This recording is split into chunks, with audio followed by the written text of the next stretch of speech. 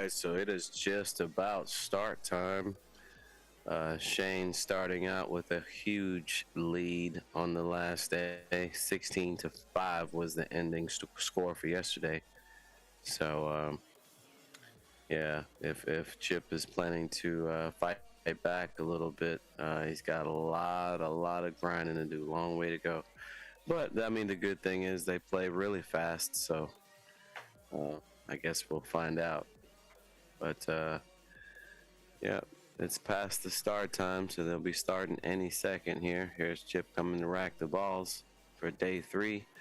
And this is Josh Roberts commentating for Omega TV. I hope you guys enjoy the show.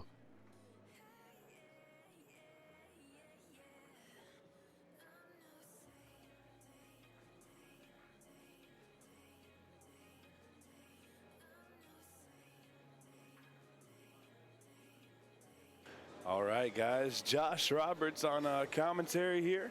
And Josh, I know you've been a little blown away at the level of play we've seen so far in this match. I mean, I know it's a tough question. I'm going to ask anyways. What does Chip have to do to get himself back in this game? Well, I think he has to play. I think he has to play good one pocket, but really the style of play he needs to play is he needs to understand that Shane is looking for a shot any which way he can every time. So you kind of have to play a little conservative to make sure that doesn't happen, even if you're passing up a few shots that you might shoot normally. You should be willing to, pass up a few of those to leave him in a bad position. Okay. So more or less, he just really needs to focus on playing his game and, play a little bit more conservative to keep Shane off the shots. Right. Okay. Right. He doesn't need to leave him anything. Chip is the one pocket player. Shane is the shooter.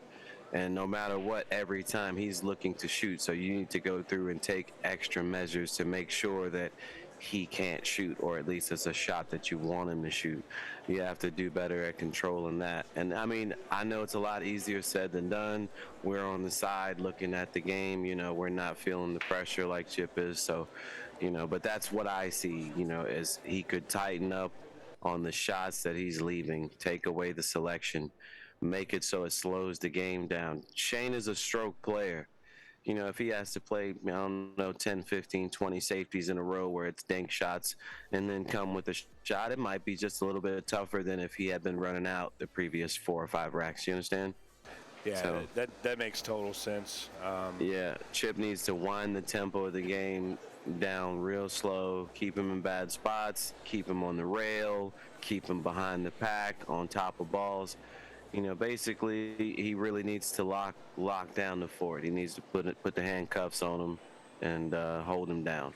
I think we'll see some more. I don't know what to call it. I guess we'll call it classic Chip Compton. A few more player breaks when he walks to the table. He just sets his cue down and walks away. I think we'll see a more composed and slower paced Chip today. I was just about to say, for the most part, I feel like Chip has let Shane set the tone for the most part. And I think Chip needs to do more with setting the tone as well, as far as the speed of play, the shots he's leaving. You know what I'm saying? He really just needs to tighten up a lot. So, in my opinion, it would be okay to take a foul right here. One real kick to the top of the pile, or just roll onto the pile, just soft roll onto the back of the pile here would be okay. And remember, guys, if you are watching on Facebook, you can buy your pay-per-view pass here at OmegaBilliards.com. You'll get all of today's action, as well as the reloops for day 1 and 2, and you're free to pause, rewind, fast forward, all of those, and we'll run those all the way to Friday. It's not worth it, Chip. Not worth it here. Okay, rail first is okay. As long as you hit the right side of the ball, and he actually didn't. He kind of hit it really fat. He wanted to go across the pile. I don't think he left anything for Shane, but he's lost his position. Shane can see all of his balls that are close to the pocket. So obviously they most likely won't be sitting there, or he'll be behind them or some sort like that.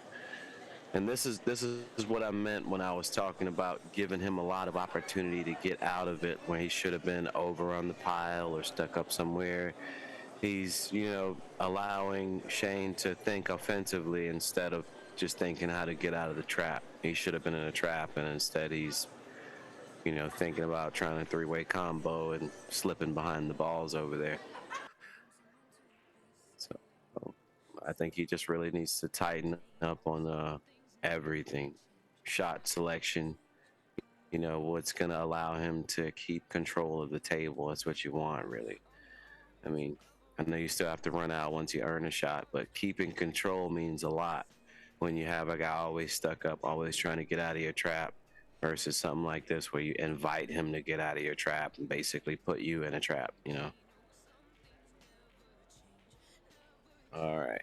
So Shane has slightly reversed the break, but not much. The four didn't get all the way over. So Chip still has maybe a chance to tighten him up, lock him up.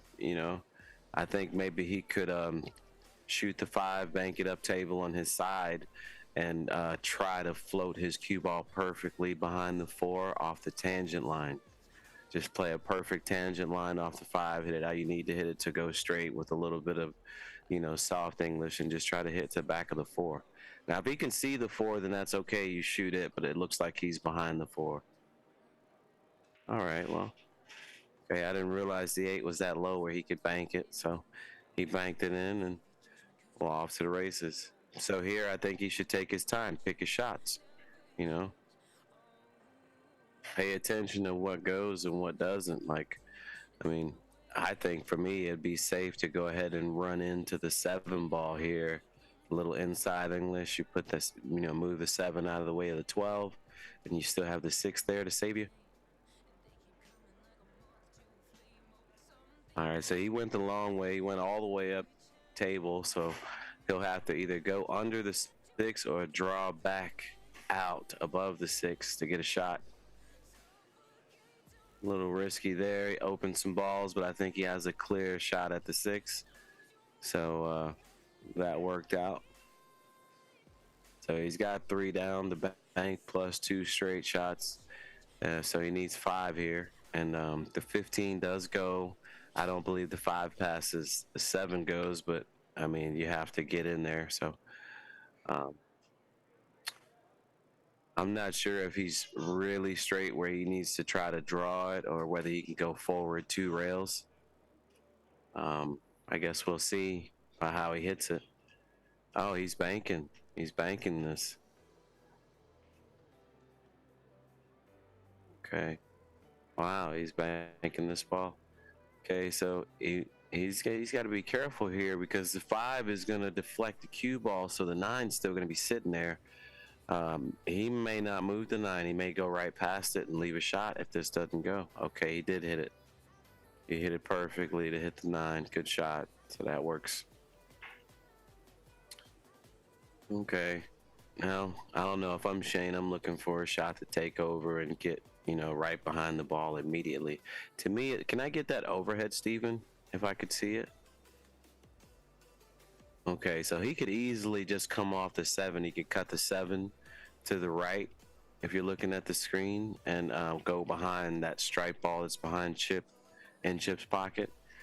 Well, banking this, the 5 is kind of in the way, so this would just be a move here, getting the cue ball all the way up table. And, he's hit it pretty decent. 5 ball kind of, kept it from going near the pocket. Chip may be able to cross the 5 and clip the 9 on the way out with a little bit of soft outside English. That's kind of what I like, honestly. You could overcut the 5, make sure you get past the 9 on the way in, and a little bit of outside, just a little bit of outside, and you clip the 9 on the way out, clipping it toward the pile, and still going up the table, and removing both balls. Now you could 2-rail this into the pile, but you may lose. Okay, so that's what he did. Okay. So not all the time am I right on those shots, but he did exactly what I said there. He shot it with a little outside, flipped the 9 over toward the pile, and he's left Shane sort of a return here. It looks like the 12 will bank at his pocket or as close to it, and he has the pile there for cover where he can stay behind the pile and that 9 ball. So he has quite a bit going for him on this safety for a return after Chip clears his pocket. He still has a nice return. Now, I don't know. If I'm Shane, I kind of like banking it in the 3 since it's hard to get past the 3 anyway, and just snug that ball up into the pile there right on the side of the 9. He could even stun forward just a touch if he wanted, but you kind of want to be close to the balls here. I'm not sure if the 12 goes or not, but from here it's a little tricky looking. Looks like he kind of has to avoid the 3 to not hit it.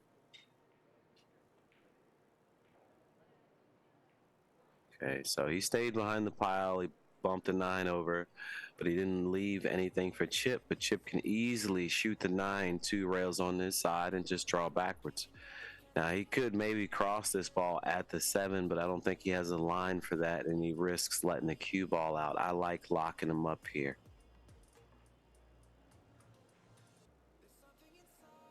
And that's kind of why in this position. You know, you already got 2 balls over there. Why not easily just put him, you know, on the pile there where he doesn't have anything to do. Now, Shane can right here just kick the 9, soft kick on the 9 ball, and lay on that side rail, on the right side rail after hitting the 9. Just a soft kick. Just get a rail type of shot here. I don't like going behind it. It could bounce out, and you're opening the balls. And, you know, I mean, I know you have to open them going the other way as well, the way I said, but you're under the balls. Much better option than being on top. You know, I just feel like you gave him a little bit more freedom here than you should have. All right, so if I'm Chip, immediately I go ahead and thin that 9 ball or hit it in the way that I need to get on the pile here. You thin the 9, you go 1 rail on the back of the pile here, open the balls for yourself, and you keep Shane tied up. And that's what he's done here. He's got him right on the pile.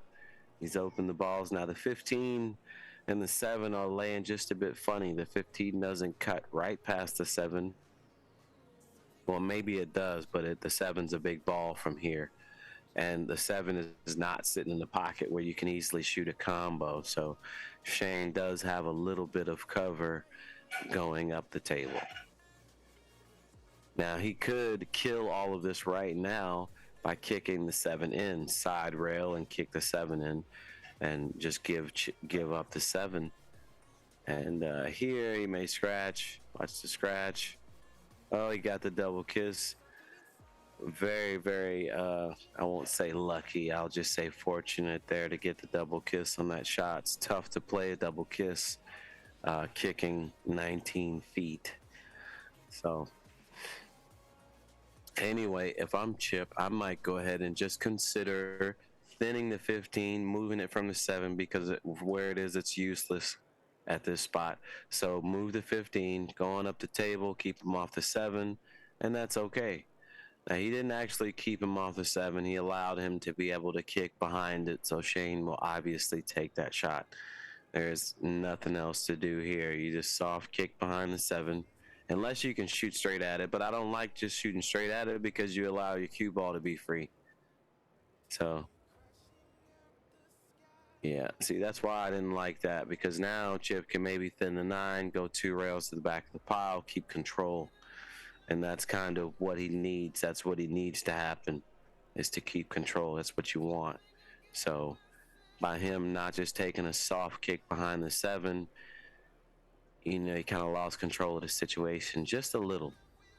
You know, he didn't. You know, he allowed Chip free. He allowed Chip to be free right there instead of snugged up behind the 7. All right, so can we get the overhead, Steven? See how good that 11-13 looks in the middle of the table there? If you're there. Okay, Steven's not with us right now, so If that ball doesn't look good for a dead ball in the middle going to Shane's pocket, the 11-13 or the 11-9, whichever that is, 11-13, he could actually three rail the 12. It's right next to the three, and stop his cue ball right there. And I mean, it'd be good if he could just stop it. He would be directly behind the 5. The 12 may get right near the pocket. So he has a lot of things going for him if he could do that. Okay, so he just tried to knock a ball free. He's lost his cue ball. He's given Chip a shot. Chip only needs 4. He's got the 12 to go to the 9 and the 15. So there's 3 balls basically right there, and the 7's available up top where he doesn't even have to break up anything. So, yeah, I think Chip is going to take the first game of the day. Got a lot of angle to shoot the 15 here. He may have to hit it really easy. Okay. All right, he's good to go. Now, I believe he has the angle to go 2 rails around the 7, or if not, he can draw straight back. Oh, he chose the bank instead. Wow. Okay, well, this is a simple enough bank. He should make it, or at least hang it. Okay. Chip showing a little confidence there. He didn't try to draw the cue ball out and get to the straight in. Good shooting by Chip. Announcements to you, Stephen. Yeah, let's talk a little bit about our next events coming up. So this is the one I really like. It's Federer and Carlo playing 9-ball. That's going to be at Rail Yards Billiards in Louisville, Kentucky. 15,000 in the middle and counting. Race to 120 over 3 days. And then after that, look at this one, guys. This is the one. This is the one we've been talking about. SVB versus Jason Eagle Eye Shaw. Right here at the Rockin Cue. He's going to make a ball. He's going to re-rack. So let's take a look at this. We have a little bit more time now. So this is a 7 o'clock start time because this is, guys, this is a Monday, Tuesday, Wednesday. So we're starting a little later so people can, of course, 9-ball, we have a little bit better of an idea of how long it takes.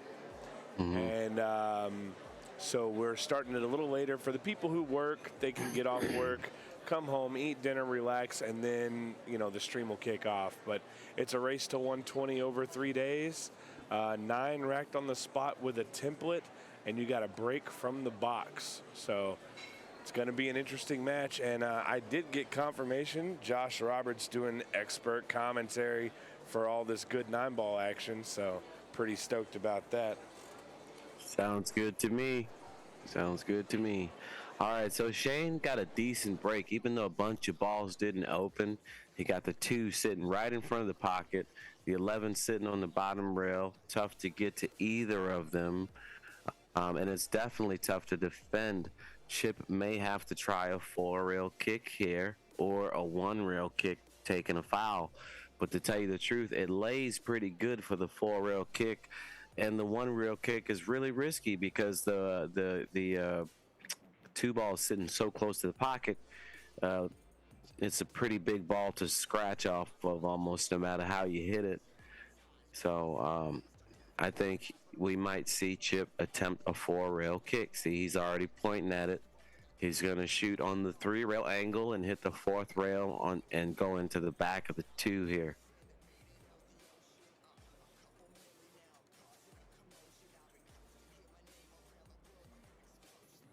All right, so he didn't get a rail. He got all the way under it. He owes the ball for that, but a nice shot by Chip to get out of the break. And just as I called, that was pretty much the only shot to try to get out of it there. And Shane has a nice shot to get on the pile here if he wants. He can bank the 11 upwards towards the bottom of the pile and put a little inside on it, and he'll go 2 rails to the back of the pile here.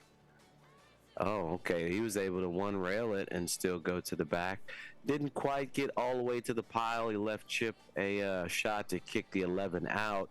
Now, Chip has to be careful how he kicks it out because it looks like it'll contact the 2. If you hit the 11 too fat, you hit under the 2 and the 11 stays for a bank. And if you get under it too much, then you cut the 2 over, and that may end up a bank. So very, very touchy shot right here, and it definitely carries some risk.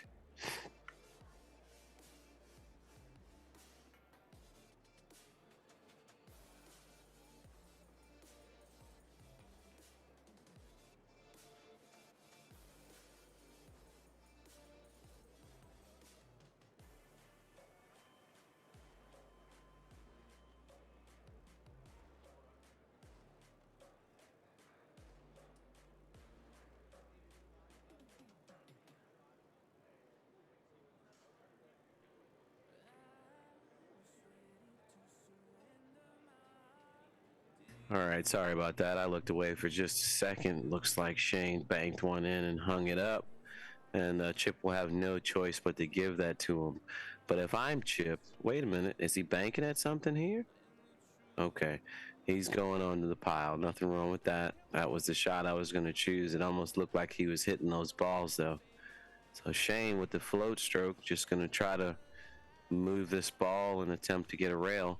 But I like this option better. If he thins this 2 ball, you can push the 10 out and maybe open a ball to his side and get back over to Chip's side with the, cue ball here. So I like this a lot better than, okay, so he didn't actually try to open anything. He tried to go, I don't know why he didn't just go 3 rails onto the back of him if that's the case.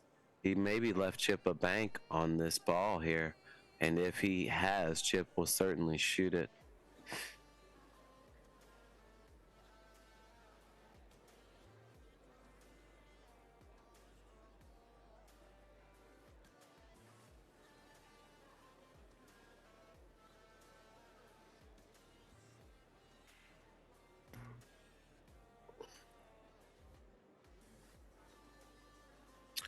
Shane with the look of focus, adding up the shots, trying to figure out what Chip could do, what he might do, what he might have after this. And Chip banks at the 8, uses the pile for cover. Little speed on it, though. It won't stay near the pocket. Chip would have liked it to do that. I'm not sure if Shane can see it right now. Can we get that overhead, Steven? See what it looks like? Okay, so he's banking at this ball or either moving it. This 13 at the bottom of the pile here. Careful of the kiss. Oh, he lost the cue ball there. Got a little bit lucky to nudge the 8 in the way of the 15. And I don't think Chip is willing to risk it here. It doesn't look like a good shot to me. So, I don't know. If I'm Chip, I go ahead and thin the 8 and open those balls and go 1 rail back to the other side automatically. You don't want to allow Shane to use this to get balls in play for himself. So if this, wait a minute. Wow, that 15's a lot bigger than it looks when you get the close-up on it, Steven. I think I might shoot that. Wow. That 15 was huge when you put it up. To do that again from the straight angle, Steven. Can you get straight in front of the pocket where we can see it, or don't you have a moving camera right there where we can see that? Unfortunately, the way our setup is, I'm not able to move a whole lot, but I feel the same way you did. I also think maybe Chip thought it was kind of one of those balls that it was, if he gets on that side of the table, he'll have it. He thought, hey, I'm going to kick the 13. No, I think if he thought that he could make that 15, he would have shot it being that close to it. Well, I can tell you, being here and being almost right down the barrel, I believe it definitely goes with no issue. Oh, okay. Well, Chip didn't like it because he certainly would have shot it. He didn't want to bet the game on it right there.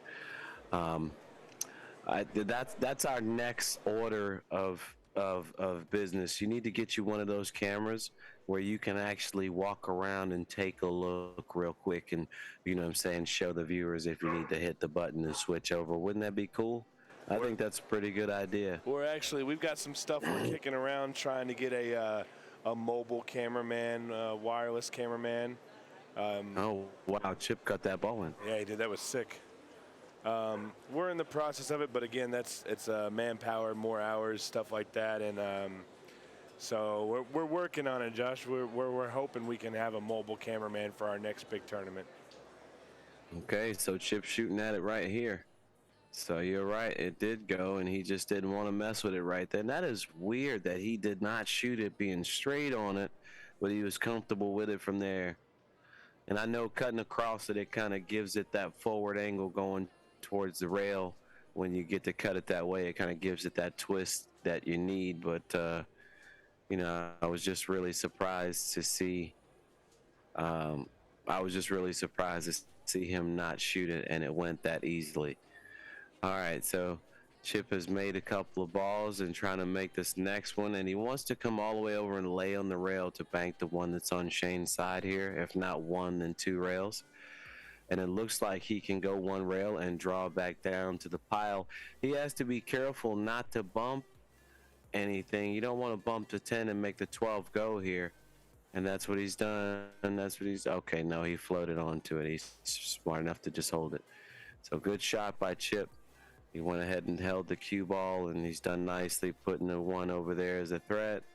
So he's forced Shane to basically just try to change the position of the cue ball a little bit, where he maybe has a chance to get out of this. Now, if I'm Chip right away, I go at the kick here. I either try to kick the 10 or that 12 ball, the one that Shane just hit. I don't see a problem with that. Kicking the 12, playing the cut, going into the 2-ball split, and that's exactly what he's looking at. Just want to kick right into the split here, let the cue ball go toward the pile and 12 go downward toward the rail, and he did not hit it the way he wanted. He's going to leave a bank on this 1 ball. The 7's available. It looks like maybe the 14's available. Can we get the overhead, Steven? All right, so the 14 does look available to me, and maybe even a combo out of the 310. It looks a little off angle, and the 15 also goes from out of the middle of the pile. So quite a few options here after that mistake. Maybe not the best shot to take. He didn't execute it that well. All right, so Shane jammed the 1 ball in like it was a hanger, like there was not a rail involved. Straight in on the 7, but he kind of has the proper angle on the 14 he needs, but he can shoot the 7 and stop there, get himself off the rail.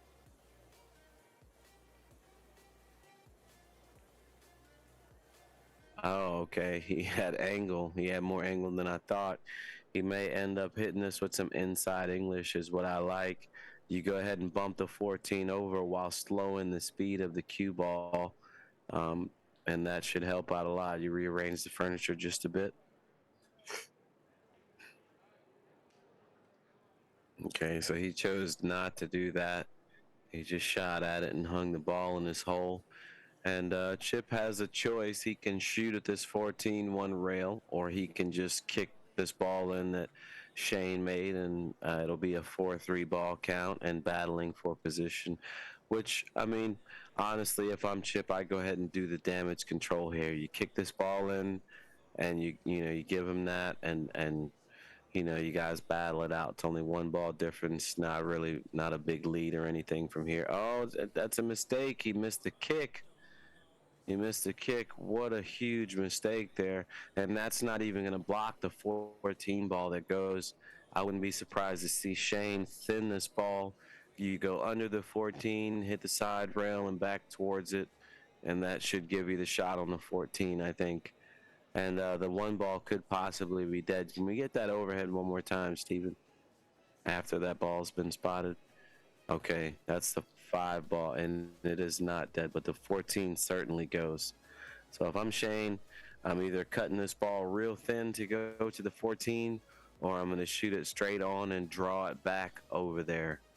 So either one is fine. It's just whatever one you like. I kind of like the thin cut because the ball's not so deep in the pocket. So, okay, so he went up the table. He went the long way. So unless that 310 is dead, unless that 310 is dead, he's not in good position here to continue shooting. Now the 6-2 may have a chance out of the middle of the pile there. I'm just seeing that. So if he wanted to shoot it, but he's kind of opening balls carelessly. Could just roll on the 310 if it doesn't go and just stick him up there. Oh, it did go. It did go. Wow. I know Shane wished he would have drew back now. I guess he thought it didn't go. He played a safety with the cue ball. 5-2 ball count here. Yeah, and if you'd have seen his face, Josh, you'd have known how disappointed he was with the way the cue ball ended up there.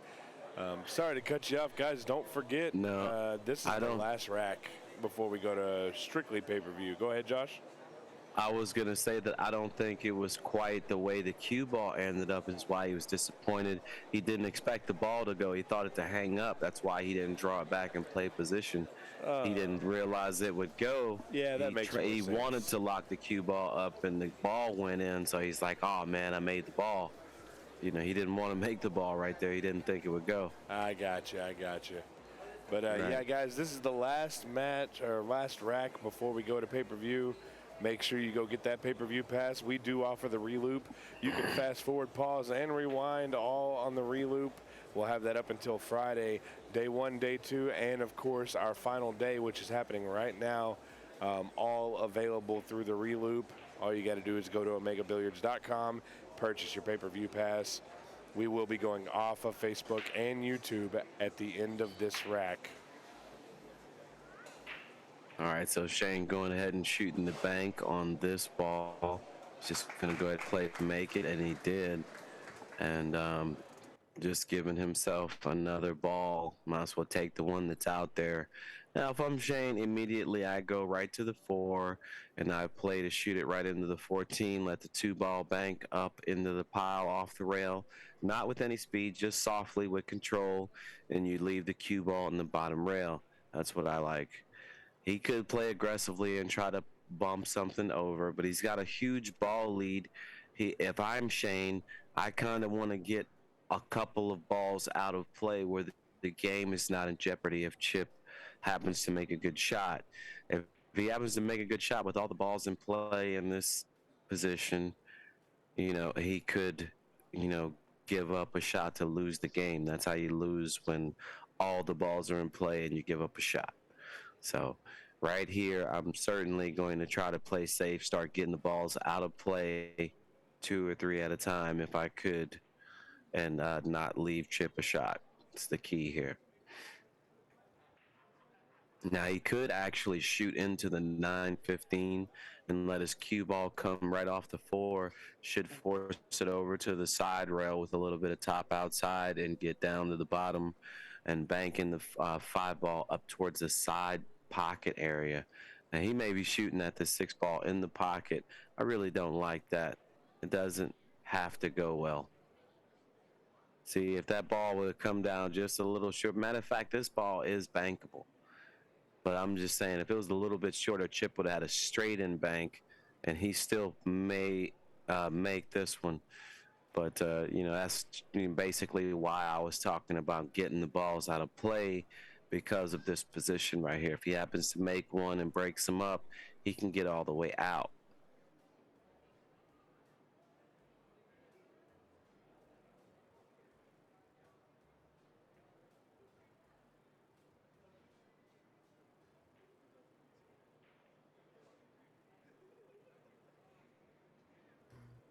All right, so Chip didn't get there. He did not make the bank, so a little bit more grinding by Chip, and Shane has to find a way to get the balls out of play without leaving Chip a shot. So obviously you want to just kick the 6 out first, get that up the table, and then you'll see what Chip does, and you start slowly but surely getting them out of play. Boy, I'm going to tell you, Chip's got his game face on as far as his demeanor. Yesterday he was chatting it up with people and, just kind of doing his own thing. And today he looks really focused. I don't really like the shot that he chose. I kind of like kicking to the side rail or either shooting straight into it and getting it out of play. It's still in play. And things happen when the balls are in play. That's all I'm going to say. Doesn't have to, but they do. And definitely give it more opportunity when you allow the balls to stay in play here. So Chip's looking like he's going to take a 3-railer on this ball, which I think the pile looks like it's kind of blocking it a bit. I think it can actually go. Yeah, I think it's in the way. I don't see a problem with him kicking into the 14 if he really wanted to go for it and trying to cut the 6 in that way. Yeah, I didn't like that shot. I didn't think that one had much of a chance to go. But in any case, all the balls are still in play. Now, if I'm Shane, immediately I go ahead and bank that 15 hard into the bottom of the pile, pushing stuff up the table. I mean, I guess he could try to play aggressively here, but this could just turn out bad. Can we get the overhead and see what that 915 looks like, Steven? It's pretty close here. He might be able to end it right here. If this ball goes, he might shoot that right now. I think he is. Yeah, he's shooting her now. All right. So Shane, that puts Shane on the hill and definitely in a position to knock balls out of play. Maybe even a good enough position to bank the 2 ball off the 6 towards his pocket and knock balls out of play as well. He has to be careful of the 14-9. You don't want to open those. I don't believe they go. And the 6 will be out of play a little. So I like just knocking them up the table, getting something out of play. Uh-oh. Uh-oh, he left the bank. That's a mistake. He didn't leave much room for Chip to move the cue ball here, but he did, in fact, leave a bank. I'll be right back, about 30 seconds or so.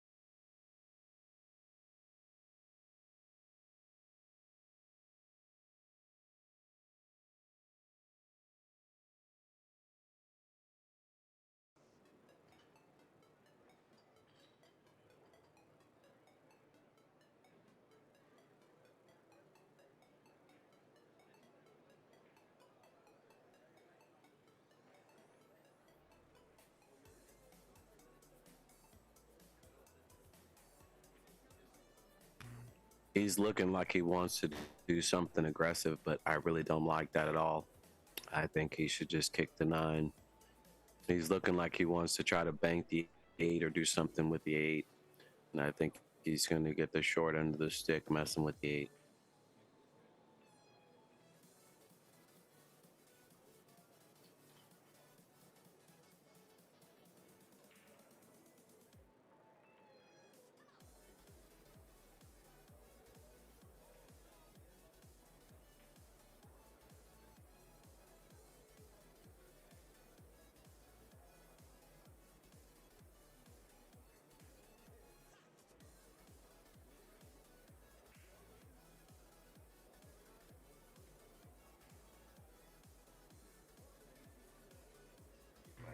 The shot is just a soft kick the 9. Kick to the bottom rail, kick the 9 towards the 8, and just get a rail here, leave them under the balls. Don't want to do anything extra here and make a mistake.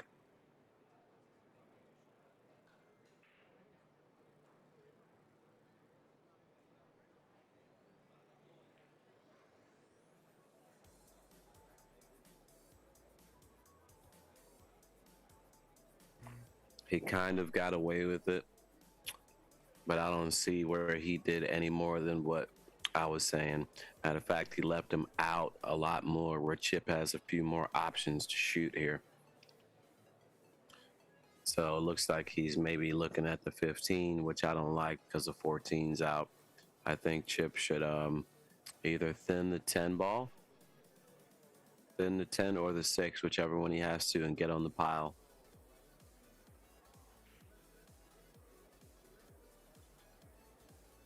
Okay, so he chose to put him up in the top corner, and he's allowed Shane to see the balls near his hole, so he's really given up position with his shot.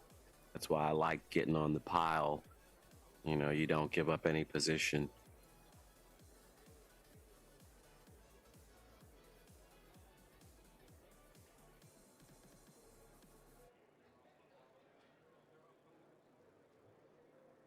When I say he's given up position, I mean he's left him a shot at the 8 and the 9, where basically Shane can remove him if he wants, or do whatever.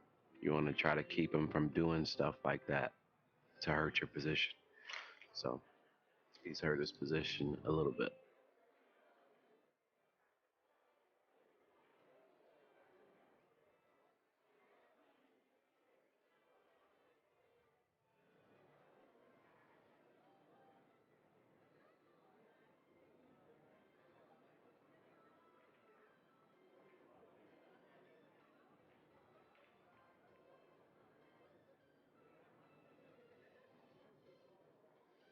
All right, Shane playing a little loose. He didn't shoot at the 8-9. He shot at the 7 and tried to clear him. On the left, Chip a shot, pulled the cue ball out. So Chip has a wide open table and a chance to go ahead and finish this game here. And that's basically what he has to do. It's just one game at a time. Can't look at how far you're down or anything. You just got to go one game at a time and win the games you can win.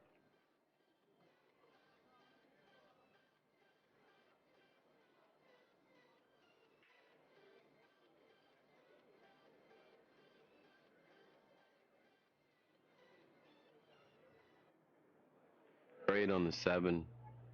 Okay, so he had to go rail first there. And he is on the 6. Close to the rail, made it a little tougher than it had to be, but he has the line to get to the 8. And it looks like the 12-15 goes. So he has a few options here.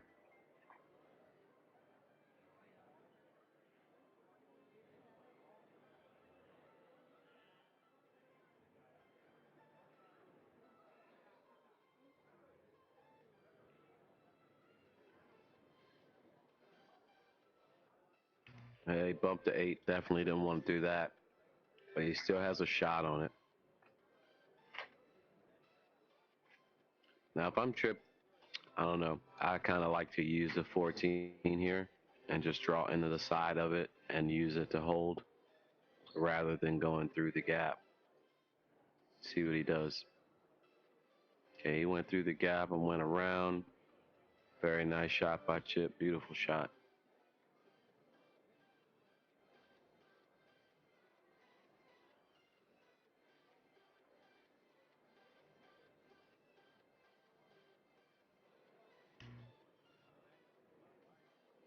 All right. 12 next, got to the 15. Nice angle to open the pile a little bit, and he did. Oh, the 13 may have gotten away here. He may have to shoot the 5 instead of the 4. Yeah, I think that 13 is in the way where Chip may not be able to shoot it.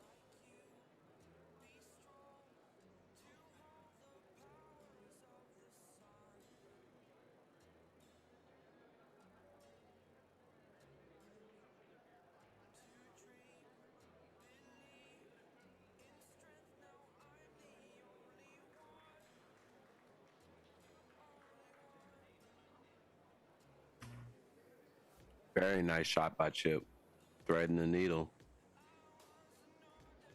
All right. Good shooting. Chip Compton. Yeah, it's a real good run there by Chip. He's brought his A game today. Check this stuff out, guys. This is all their playing equipment. I'll try and run down as much as I can while Shane's racking. But Shane, of course, sponsored by Q-Tech, the face of Q-Tech with the Synergy Carbon, the Q-Tech Breach, the Q-Tech Propel, and the Synergy SVB Gen 1. 22 ounces is his playing cue. Chip, not sponsored by any cue maker, does play with the Predator LE3. 23.5 ounces with his extension, and playing with a Predator 314-3, the medium tip. So kind of cool to see what these guys are all shooting with. They all shoot with different stuff, and they all have their own adjustments to be made on their cues. You know, Shane playing with a 22-ounce cue, that's pretty stout. So Chip's just going to leave him right here on the stack. Quick game. I'm going to let Josh take over. All right, so 10 game lead for Shane, and he's on the good side of the stack that he would want to be on. Chip had to stay there to sort of get out of that break shot, and we'll see what he does from here.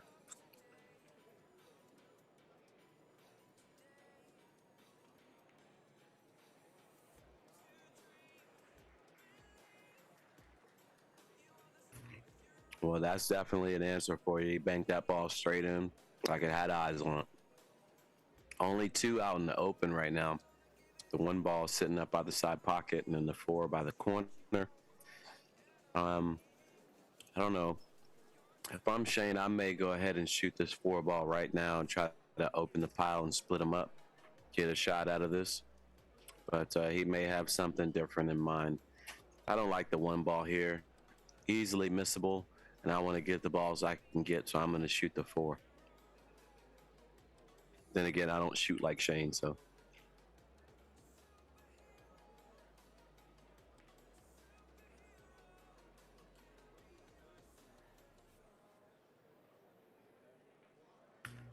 All right, so he tried to go into the pile and use the 4 for saver, stuck up a little bit.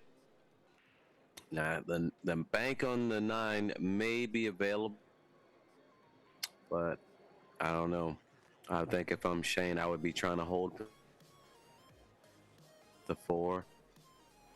I'd be trying to get on the pile here or something close to that nature if I could.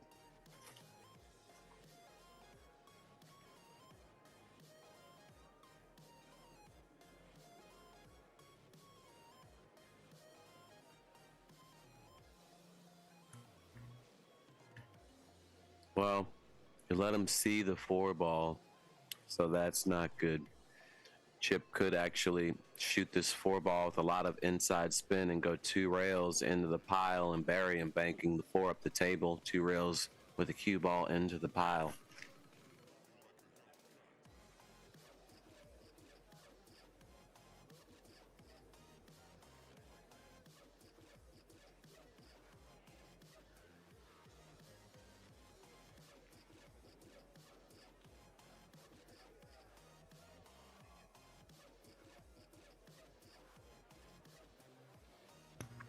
Okay, well, he went 1 rail into the pile and hung 1 in his hole, knocked 1 in the side. I think it's fair to say that he earned that ball that's hanging.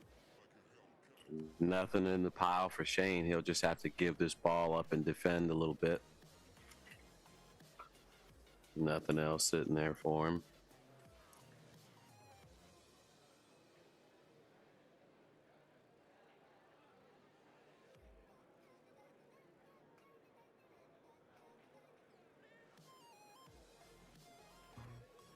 I don't really like that for Shane because he's left Chip a lot of opportunities to just thin a ball and get on the back of the pile, basically making it hard for Shane to move, and that's what he's done. He's on the pile here.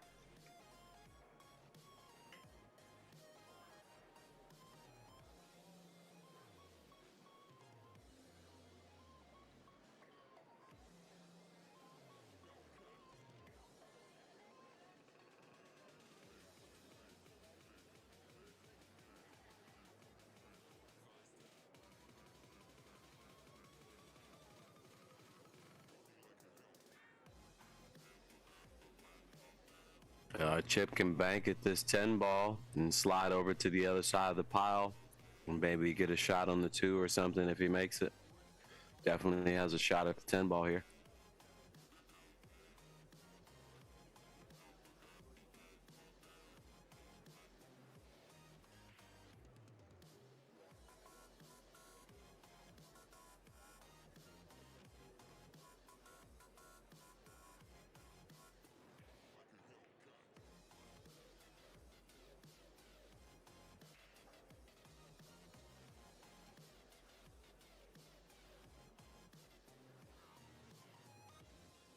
He may have left Shane a bank at this 2 ball.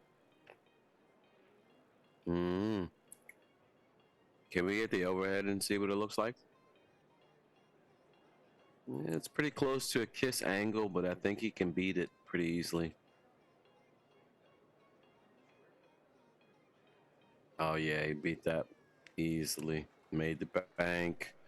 I don't know if that 15 goes, but certainly made the bank. It's tough. I don't think it goes.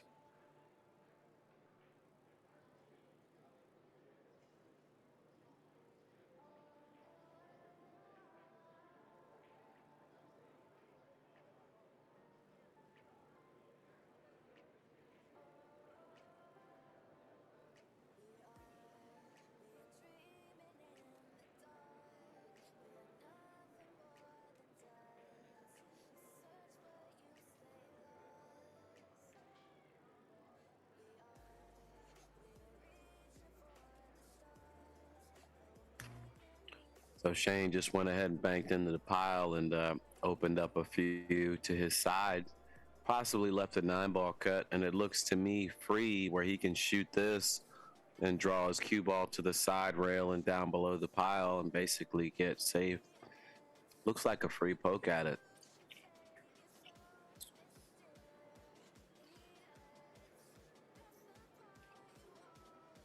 I don't know if that 10 ball actually banks, but it looks like it is very close to passing the pile and with the cross bank. But the 9 ball is definitely available. I like the 9.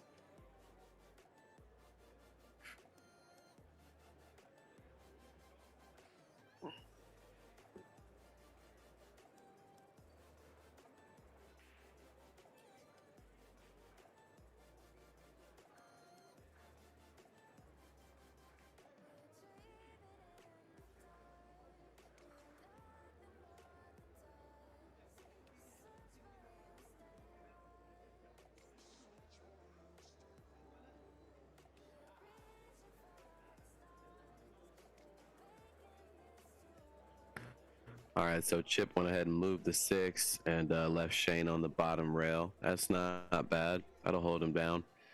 Possibly a 3 railer on this 7 ball right here. I think that's what he's looking at. He may see that 7 swing around. 9 ball's a little bit in the path, maybe. I guess we'll know in a minute if he hits it.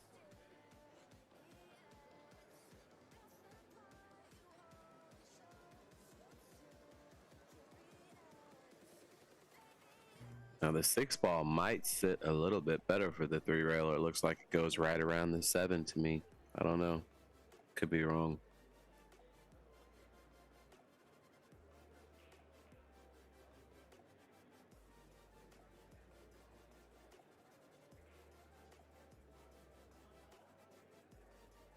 Well, nothing really wrong with that. He went ahead and moved the 7. Put him up the table there. The 9 doesn't go anymore, but it's one of my favorite shots here. The 10 ball, you can actually bank the 10 at his pocket, use a little outside English, and hit the pile on the way out. Oh, he's shooting something else. Does he have a dead ball here? Oh, he's shooting at the 9 and he's scratched. Oh, wow. That sucks.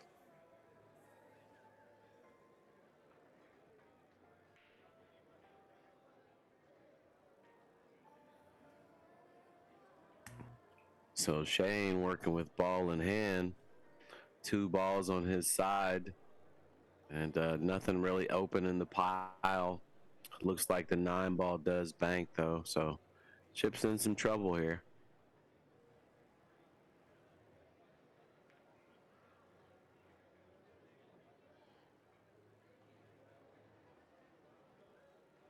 He may force this in and try to open some balls. Okay, no, he didn't. 8-13 is dead, maybe. The way he played shape on it suggests that it may be dead.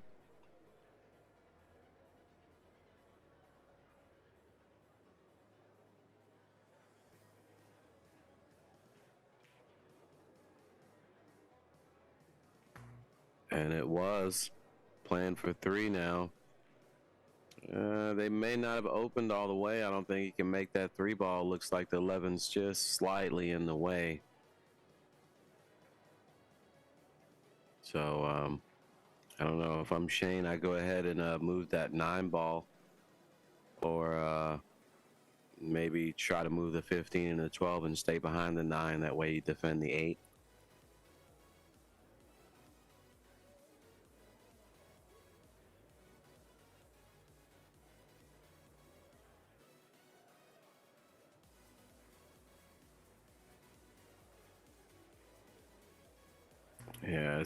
Yeah, you just want to shoot into the side of the 15, draw behind the 9, and that way you defend the 8 as well.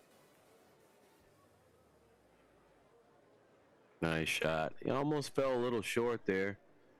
Kind of didn't get down there deep enough. He may have left a little peek at the 8 ball. I think he did. Okay, no, he didn't, because he would have moved it. But nice shot right there for Chip. He went ahead and snugged him up behind the 4. And Shane may not have a choice but just to thin the 8 and come all the way over. Now, he could try to battle through the 2 ball and just keep ticking it until somebody gets a shot to get through there. I mean, that's one option.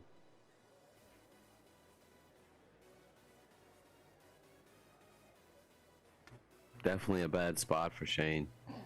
I think with his touch, he could actually cut the 8 toward the 7 and just lay on the side rail behind the 9. Pretty easy.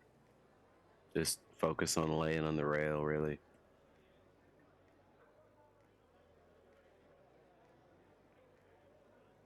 Oh, too much speed there. Okay, well, that's not too bad. It's okay. Looked like it was going a lot faster than it actually was, or either that or it slowed down really quick.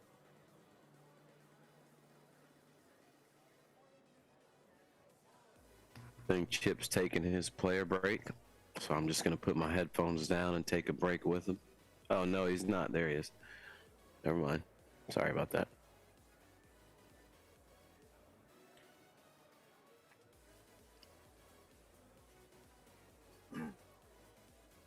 All right, so Chip can actually bank at this 3 ball and go all the way upstream. I don't think the 8 passes the 7, and the 12 certainly doesn't pass.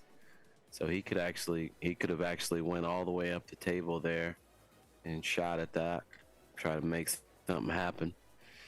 Guess he doesn't feel like it's the time just yet. Shane working with a big ball lead this game, 6-0. If I'm Shane, I might consider just moving the 4 ball here. I mean, he's got the big ball lead. What does it matter? You know what I'm saying? Shoot the 4 ball forward and follow it. You can go under the 9 or on top, let it hit the rail. And basically, you take a ball out of play. at least putting it on your side anyway. It does look like he can two-rail the 5, but going up the table, you may leave the 9 ball cut, so you don't want to do that. See, I don't mind doing this. You let your cue ball hit the rail where it's easy to get over there. Oh, he just gave the 9 up. Okay, well, that's all right. Nothing wrong with that. And I guess he's just hoping Chip won't make this 11 ball bank that he's left, because Chip does have some double up options as far as if he gets behind the 12 over on the side rail. This would actually be free, or at least defendable. So definitely going to shoot this. He needs it to get back in the game and have some sort of a chance.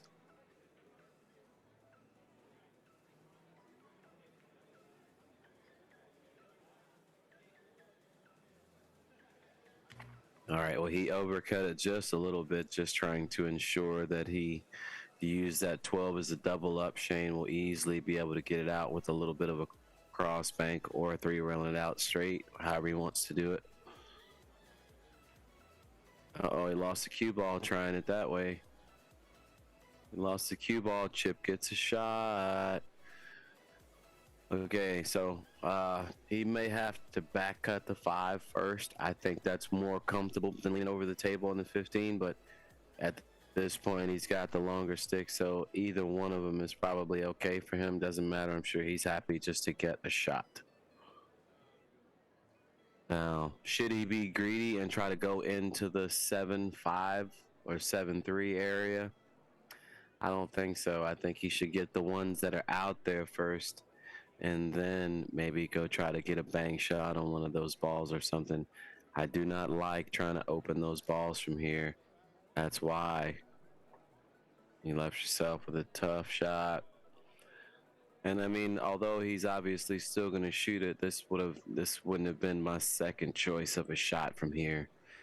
You know, I mean, I'm not saying it's too tough to make, but it's definitely a tough shot where you really have to just pay attention and make the shot.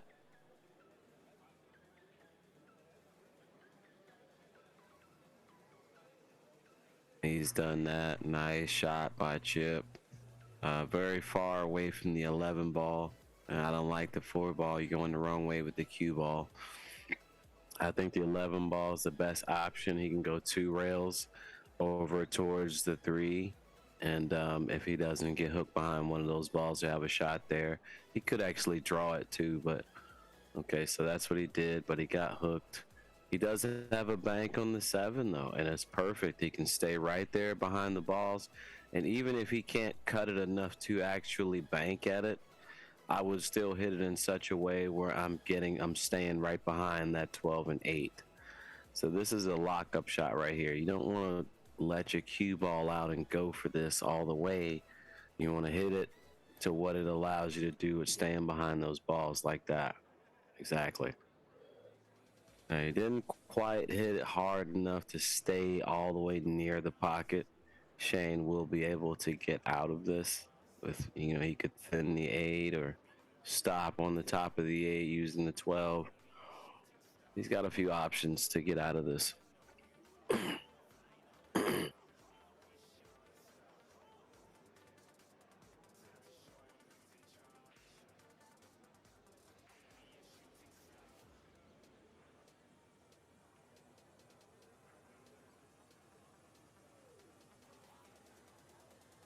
Top of the 8. I like what he's done. He stopped on top of the 8 like I called, and he's kept him off the 2 ball as well, cutting at the combo. Chip is in a funny little spot here, because now he has to find a way to defend the 7, and it's very hard to get a rail here and not leave a shot, and he didn't. He went ahead and took a foul there. So he's giving back a ball to protect the 7, to protect the position.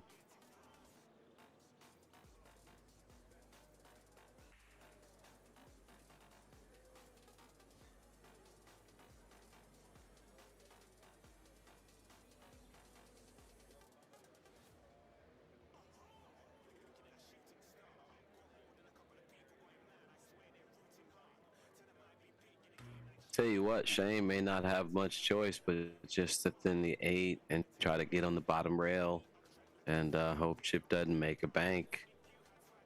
If he starts taking fouls, that could really show up. If he starts going backwards on the score, Chip's a grinder. He doesn't mind being down, a couple of balls. It's not too bad with the balls in play like this.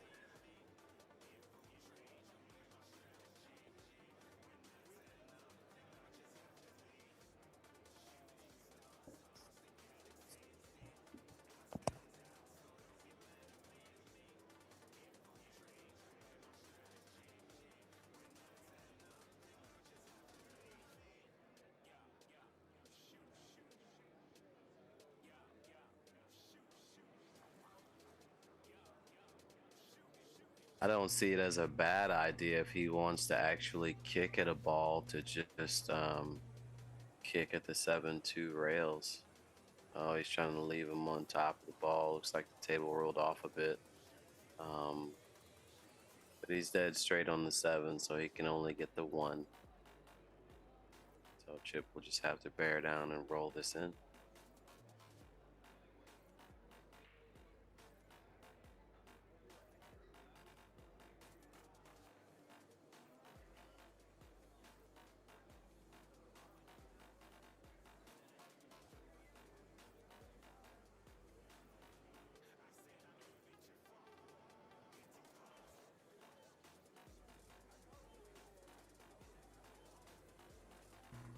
All right, so Chip didn't make the shot, and he's maybe left Shane a 2-rail kick.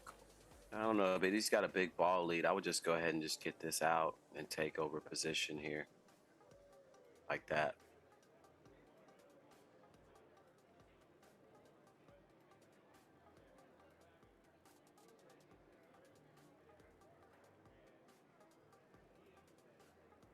Not gonna have much choice. Gotta follow suit. Shoot him up table. So he put that 2 rails on his side to have a little bit of a threat, some sort of option if he gets in a trap.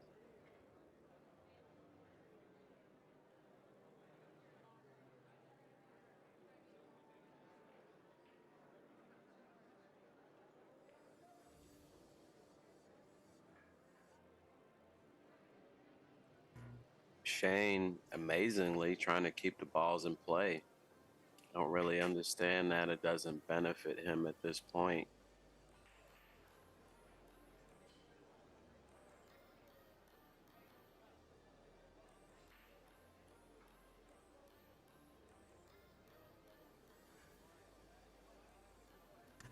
Chip could actually bank at this ball if he wants. Chose not to. Now, if I'm Shane, I'm going ahead and pushing the balls up table. He only needs 2 balls, so why are you allowing this many balls to stay in play?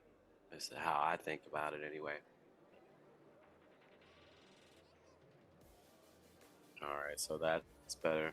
Now they're out of play for Chip, but in play for Shane.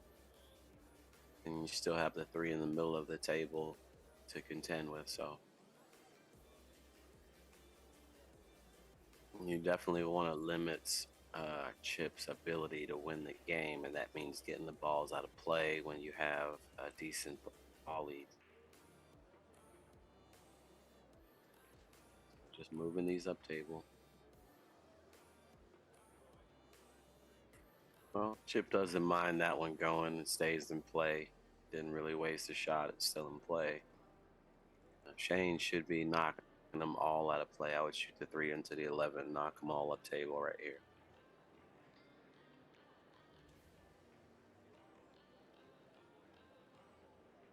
All right, so Shane shot at the 2-railer and actually hit it quite nicely. It looks like Chip could possibly have the ability to spin bank this and shoot at it. Okay, no, he didn't. He didn't. He just went ahead and moved it out. I don't blame him. The game is not terribly bad. You can catch up 3 balls. That's happened a lot.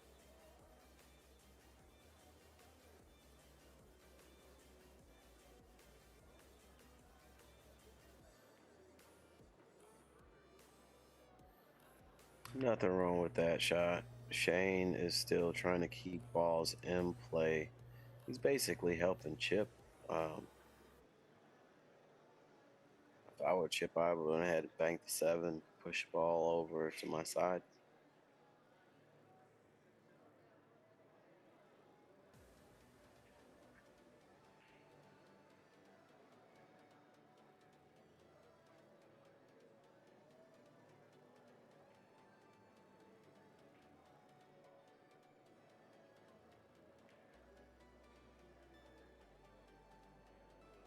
So Shane is shooting at that 2 railer. He hit that one just a little bit harder than the last one. Left a return for Chip on the cross bank here, where he can make the 11 ball. Now this is a super thin cut, but it's so close to the rail that it's not terrible. It's not as bad as it looks. Let's just say that.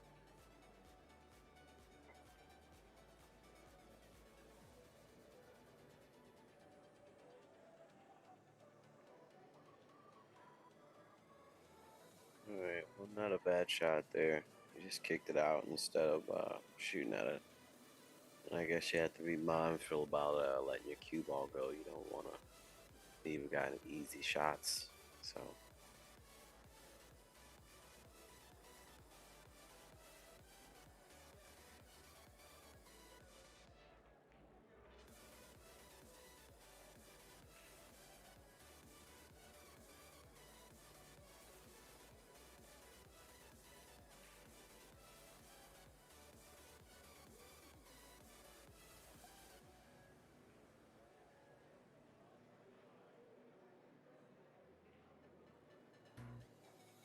All right, so Chip taking a bank at this ball. I think he likes it. He's looking at it like he likes it. Want to hit this with a good bit of not force, but you don't want to hit it with too much snap. You don't want to tighten it up. You kind of hit it with a good arm stroke so it stretches out when it hits the rail. Nice shot.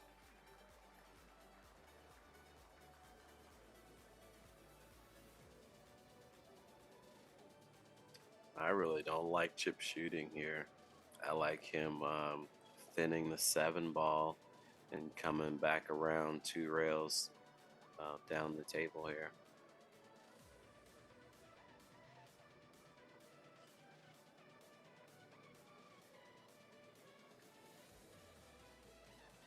Okay, nothing wrong with that. Um, he has left it on a tougher angle where it's sitting on a kiss, so definitely not easy for Shane. If I'm Shane, I go ahead and cross it back over to my side. I mean, it would be ideal if he could just pocket the ball, that'd be okay, but I don't think it banks.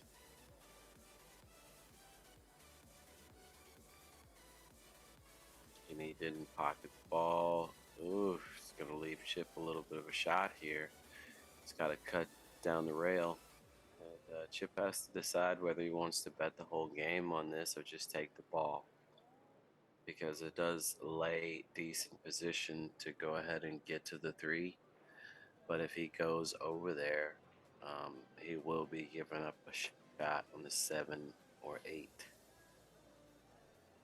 So he has to be very, very careful with this. To be honest, I like just pocketing the ball, getting above those 3, and banking at one of them.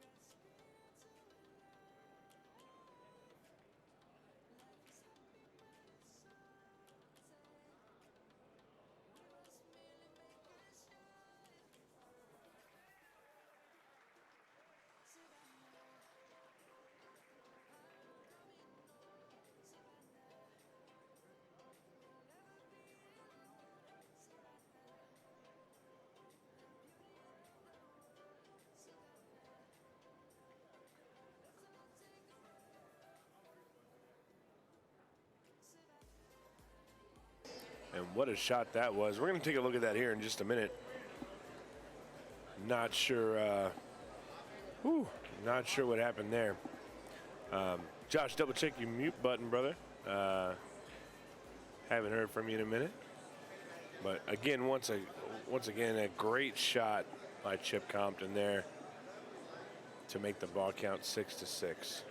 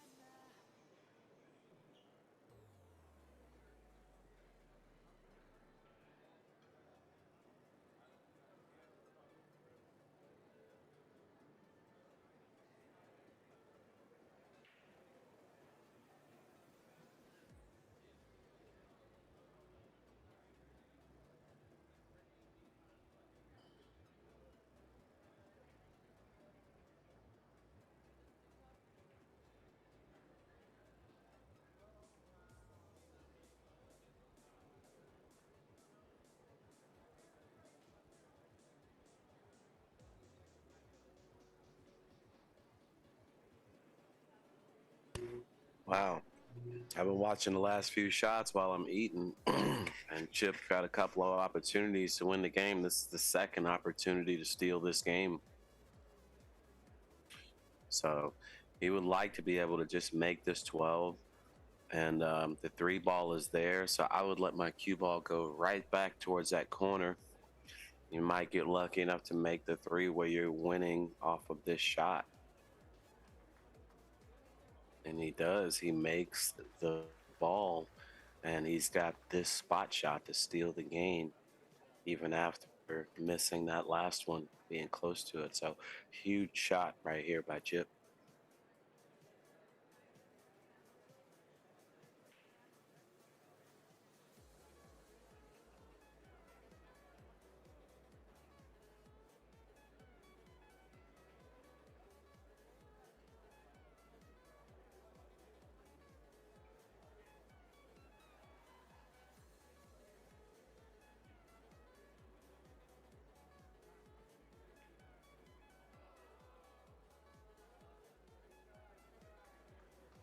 That was a good attempt at it. I thought he made it, honestly.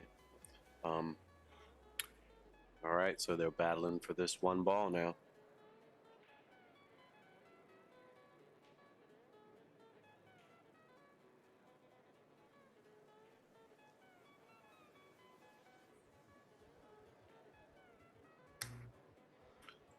Is Shane thinking about banking at this ball and going all the way at it?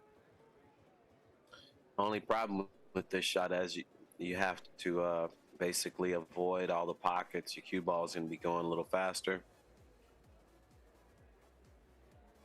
And then you could let your cue ball go up and down, but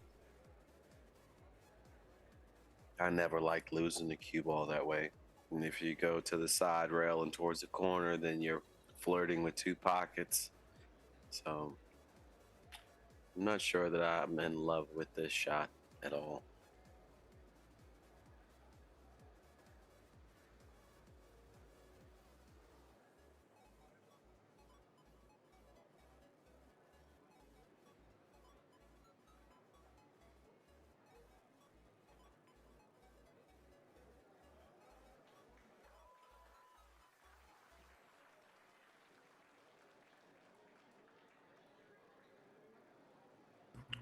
Well, apparently that's why I'm commentating instead of playing.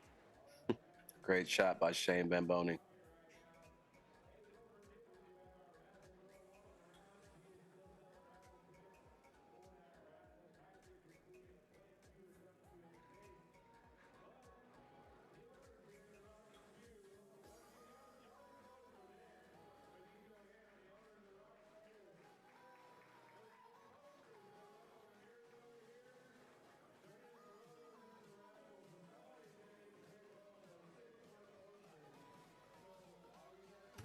All right, here we go. 18-7. Oh, got a clip on the end there. Oh, okay, it came out all right. Um, Ship got a couple of balls in front of his pocket there. Might see Shane come off of the 2 ball if he could. Can we get the overhead and see what that looks like? Oh, okay, he's going forward with the 8 instead, going behind the 2.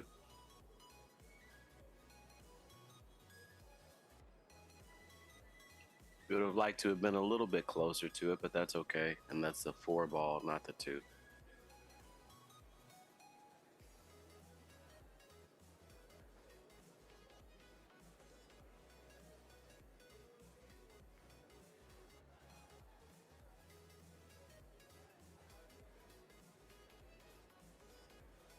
Chip shooting at him, trying to get a little bit of love going on there. Now, it does look to me like Shane can kick this out. And also, he may be able to shoot at the 8 and push something over out of the pile and still get behind the balls. I don't think anything is dead. Now, he can shoot the 11 ball, and it looks like that's what he's doing.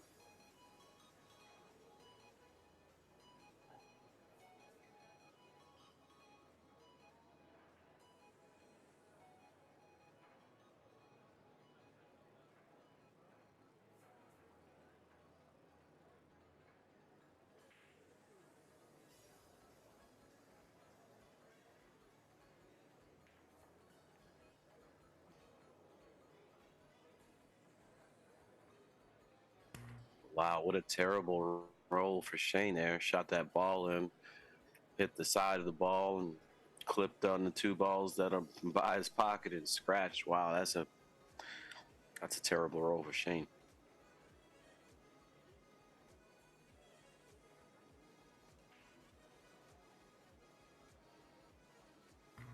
Well, Chip gets an opportunity here.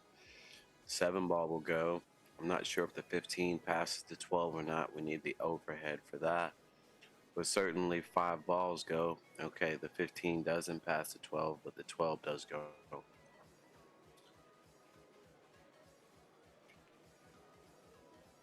All right, so nice shot by Chip right there to hold it and allow him the position he needs to get where he wants. Um, he could actually draw into the 15 here and get the 12 now. I kind of like going 3 rails to the other balls up top on his side, and that's what he's done.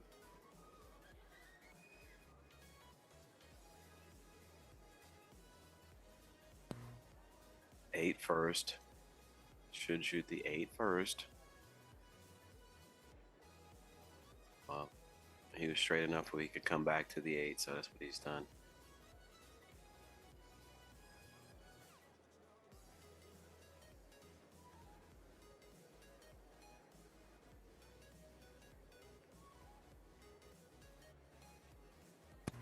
All right, so that's 4, 10, 11 on the table. So Chip's got 4, and Shane actually owes 1.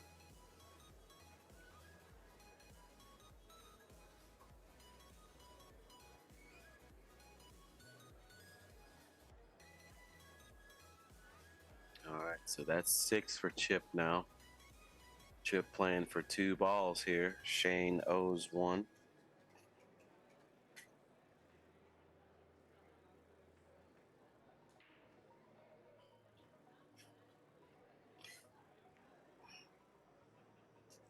Shot it just a little wide, so his ball count will stop at 6. Shane owes 1, everything in play. Now, I don't believe anything is dead in the pile. Can we get that overhead, Steven, and just take a look and see what we got there?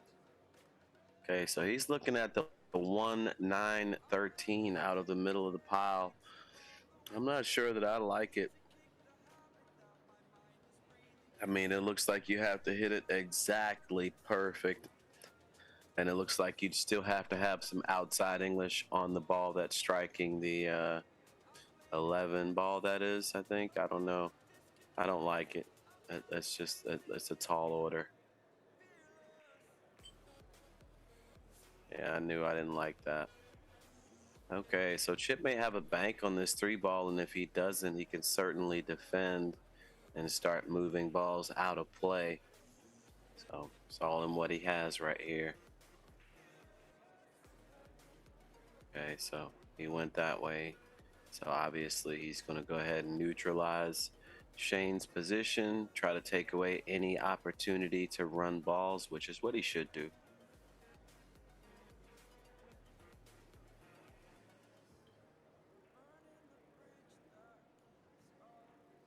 So you guys know this is actually how you win the game. Once you've gotten a big ball lead, you go ahead and get those balls out of play.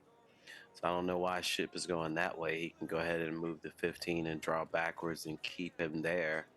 And I like that.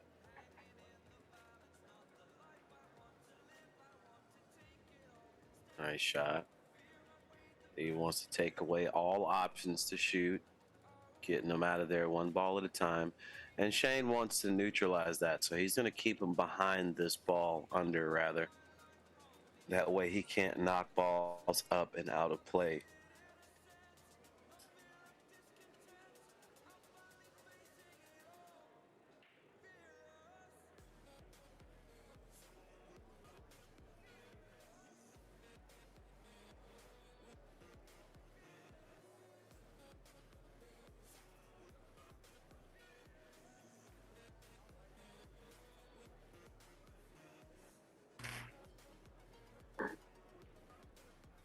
All right, so Shane, if I'm Shane, I go ahead and move the 2 and put him on the back of the pile, and that'll stop Chip from knocking balls out of play.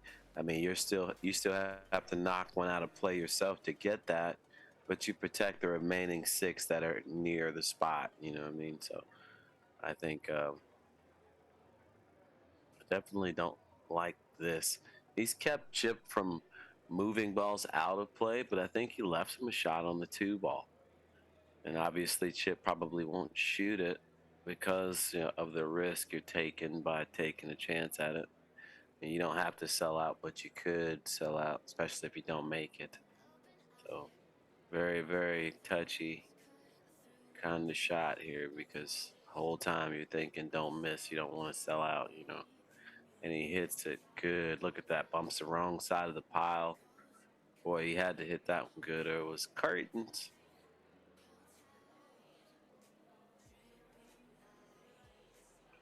All right, so maybe he can come off of this 14, shoot it up table, and stay on top of the balls there. Oh, wow, he 2-railed and got something in play on his side. So Chip needs 1 with 1 sitting over near his pocket. Shane may not have much of a choice here. He might have to go ahead and try to bank at this 1.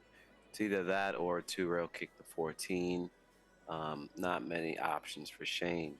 But what I do like is Chip taking some balls out of play. Even if it's just 1, that means a lot. I mean, if you can get 2 or 3 of them up there where you only need 1 and he needs 5 or 6 and 3 or 4 out of play, that makes the game very hard to win off of 1 shot.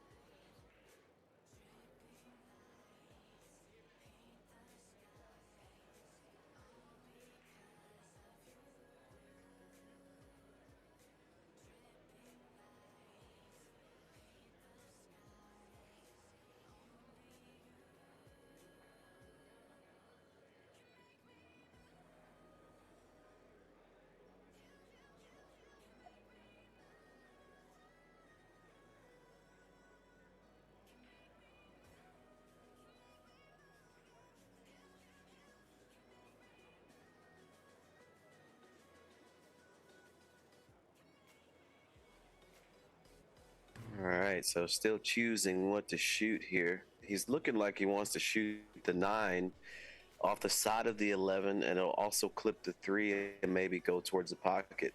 But I don't think it's hitting enough of the 3 to actually come into the pocket.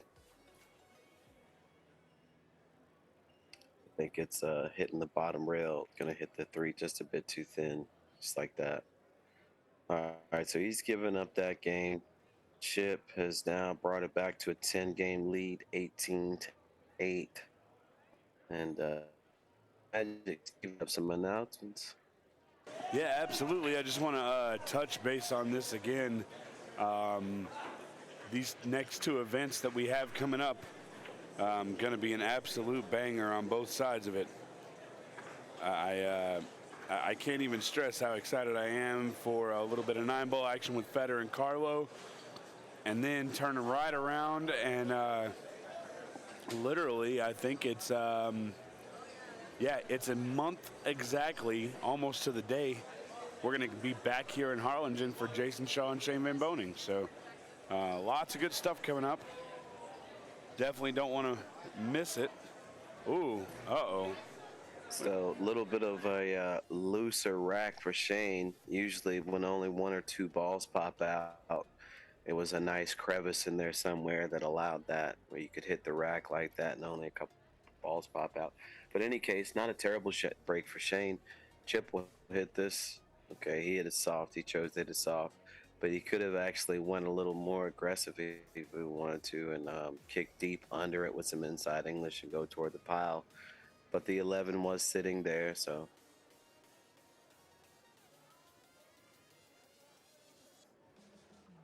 I do feel like I want to see a match between Shane and Federer on the 1 pocket. I think their styles are evenly matched with the way they play the game. And that would be an interesting match to see with both styles bumping heads like that.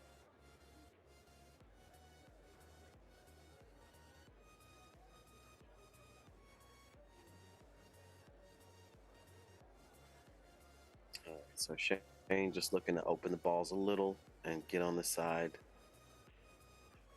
Okay, so he's left Chip that same shot where he can just, soft kick the 12.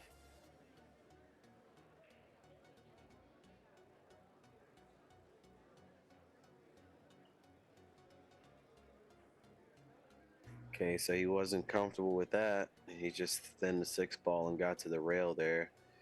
And Shane can actually shoot the 6 into the side of the 4, open a couple, and roll forward and lay on the side rail, kind of keep in that same position just like that.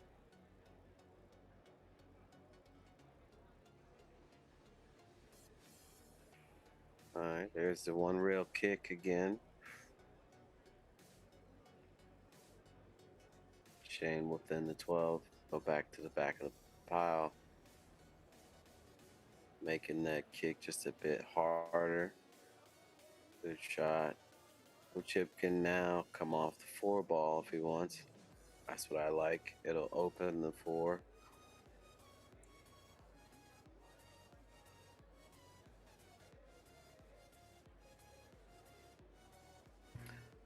Well, it didn't quite open the 4, did it? It kind of left it snugged in there a bit.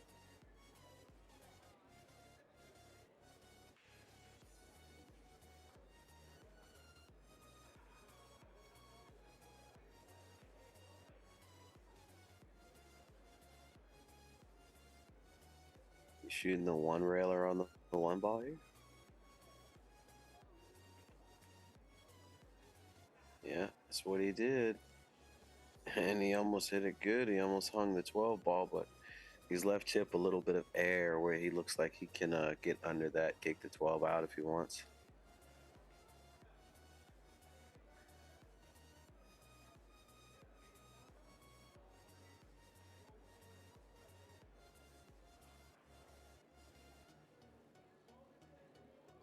All right, so if I'm Shane, I'm going back to the back of the pile, then the 1 to the back of the pile, or the 5 if you could do it, but I like the 1.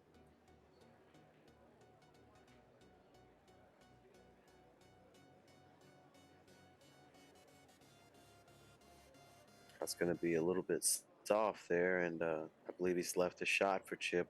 I think he can stiff the 12 ball up, shorten it up enough to go in the pocket.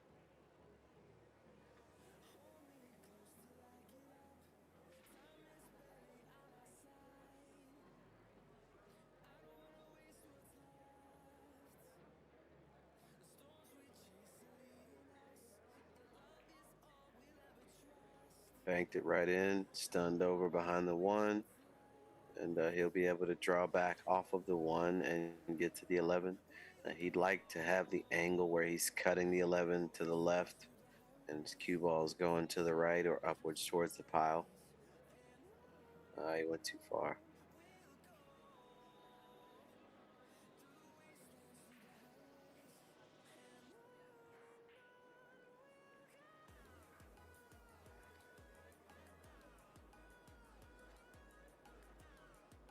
Well, he missed the bank, and he's left Shane maybe a bank on the 14. He does have the kick line to just give this ball up if he wanted to try that as well. I don't think the 6 is in the way.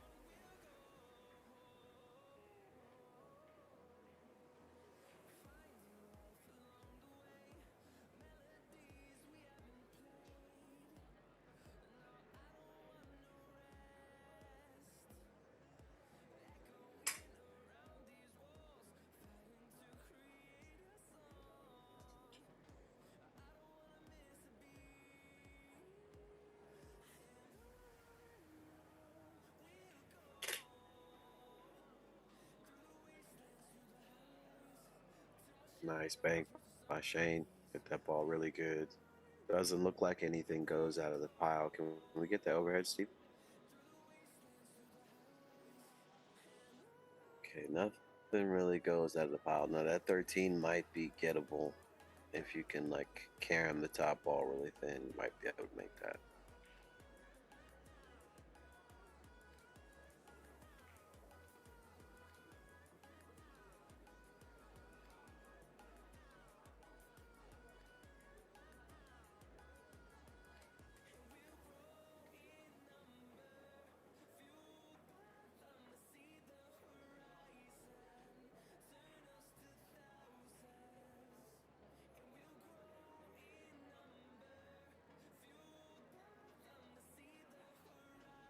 Oh, what happened? What did I miss? A ball in hand here. Oh, it's scratch. Sorry, folks. I looked away for a second, and the table has changed now. And Chip's got a ball in hand with 1 sitting in his pocket there.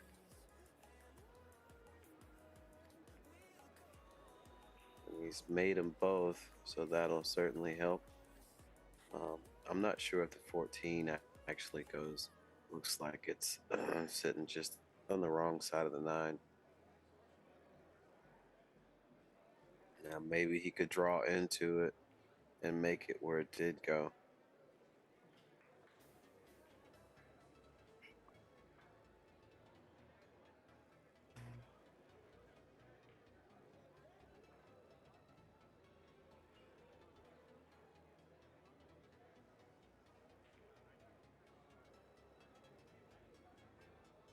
I didn't see the 13. I didn't realize that went.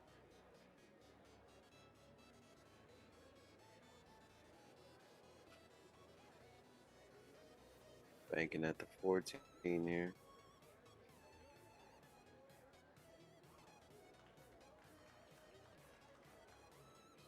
Nice shot. He could just push 1 over from here and stick on the pile. That's what I like.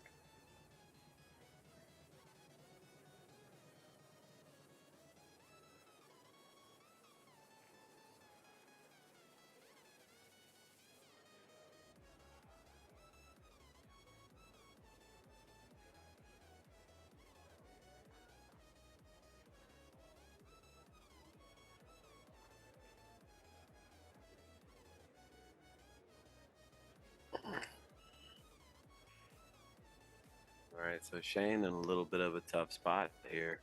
I can't tell whether that 2-7 goes. Can we get the overhead, see if that goes? Ooh, looks like the 3 is slightly in the way. Now you can get out of this just coming off the side of the 8, going behind the 15, and maybe a kick on the 15 is available as well. It's just all in what he likes to do. Chip certainly wants to get these balls out of play when he can, if he doesn't get a shot on his out ball. So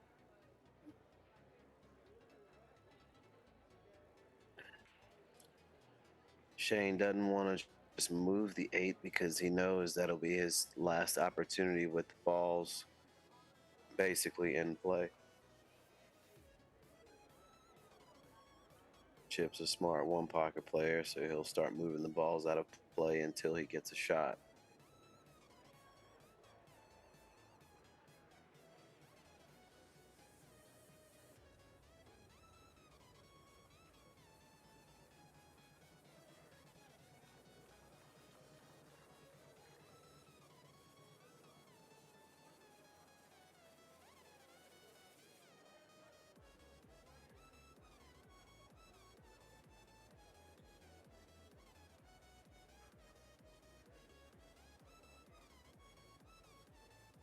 And I'll tell you what, Shane's got a whole bunch of balls to get. He needs 7. And I don't think that 2-7 goes. It just doesn't look like it goes to me. Looks like the 3 is in the way.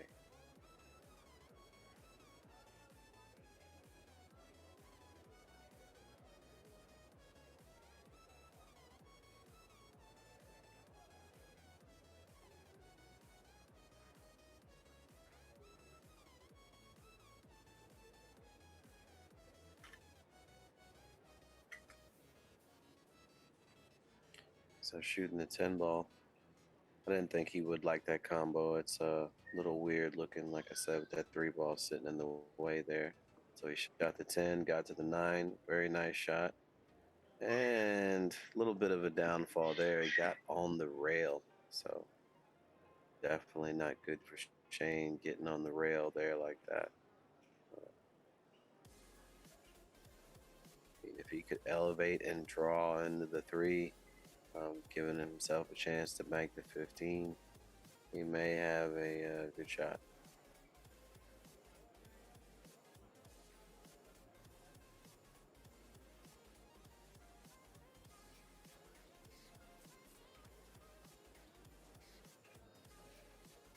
Nice shot by Shane.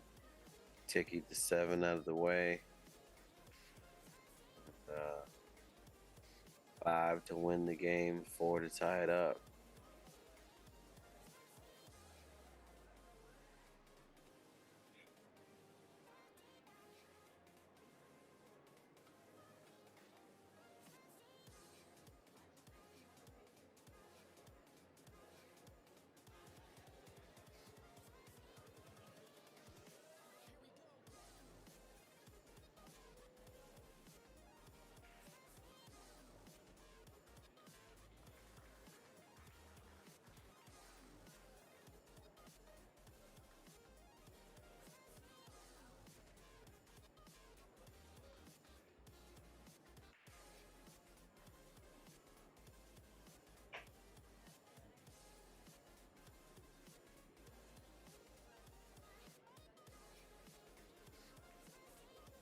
Well, Shane looking like he's going to come back and win this game here, or at least get on the hill, running all the balls.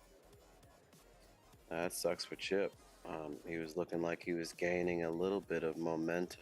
Uh, and it's not over. Shane still has to finish the rack. He needs to get these 2 and get over behind that ball, or either get in for a bank. So I'm not sure if I'm Shane whether I try to go behind it. Look at that's what he's looking like he wants to do. He's see where he's pointing his cue. He wants to land right over there with the cue ball. I'm not sure if I like it. If you just fall a little bit short, that's just a super tough shot. Now you will be able to bank it 2 rails if you do fall a little short. And there it is. This is definitely a tough Tough shot. I think he should two rail it though. I don't even try to cut it. I go two rails and up and down the table. But every time I make a suggestion like that, it seems to be the wrong one. So we'll see what happens.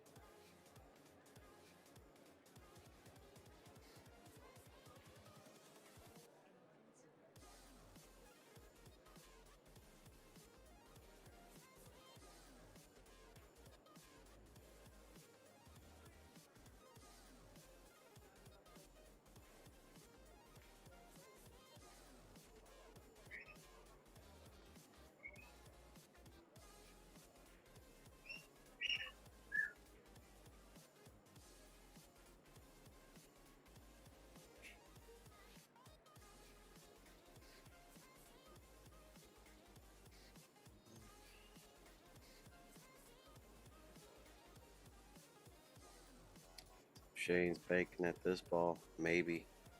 No, he can't. He's just got to cross it, put it on his side. This is a little bit funny to bank at. Okay, well, putting it on the spot's okay too. Now, Chip could actually shoot at this ball. It's a lot of cut, it's a thin cut. The pocket is in play for the scratch. But banking it up the table doesn't really do much good because it's too hard to defend the return bank.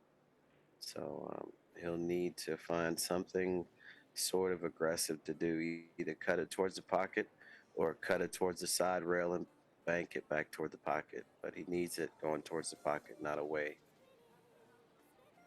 Okay, so I like that. At least that puts Shane on a little bit of defense. Shane played a great game coming all the way back. But that's what I was saying about getting the balls out of play. You want to try to get them out of play because a good player is going to get them if they're in there, if they're in play.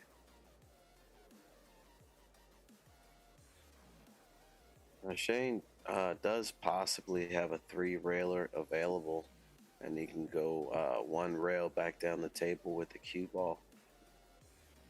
Not sure if he shoots that kind of shot or not, but there's definitely a three railer here. Oh, he did shoot it. He did shoot it. And he came really close to making it, actually. All right, so Chip will just take this out. He'll put it on his side. But he wants to overcut this a bit. He wants to, like, get it all the way over there. And it's a little hard to put outside English in this position, enough to get it to hold up and slow down off the rails. See how the cue ball went two rails and kind of went forward there. It's a lot harder to get it to slow down.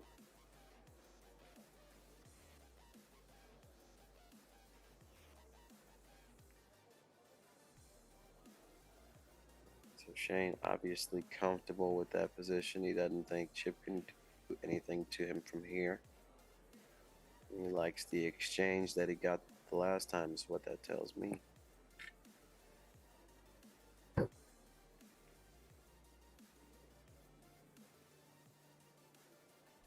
Chip would have liked to have cut that ball just a little bit more. It's pretty high on the side rail, where the bank is definitely manageable. And I think we'll see Shane take a swing at it. I mean, it's a tough shot, but you still have to shoot it. And oof, hung it in the hole. Man. Oh, Chip's going to come off the table here. And this is not that easy to come off the table. It looks like the cue ball's froze to the top rail there. So I believe he can get it off the table, but this is not automatic. You really have to hit it with a lot of speed and get it to jump. Just like I said, not automatic there. So Shane comes back and steals the game right there. Chip had a huge ball lead, and Shane come back and won. And that happened a couple times yesterday as well. So announcements to you if you have some, Steven.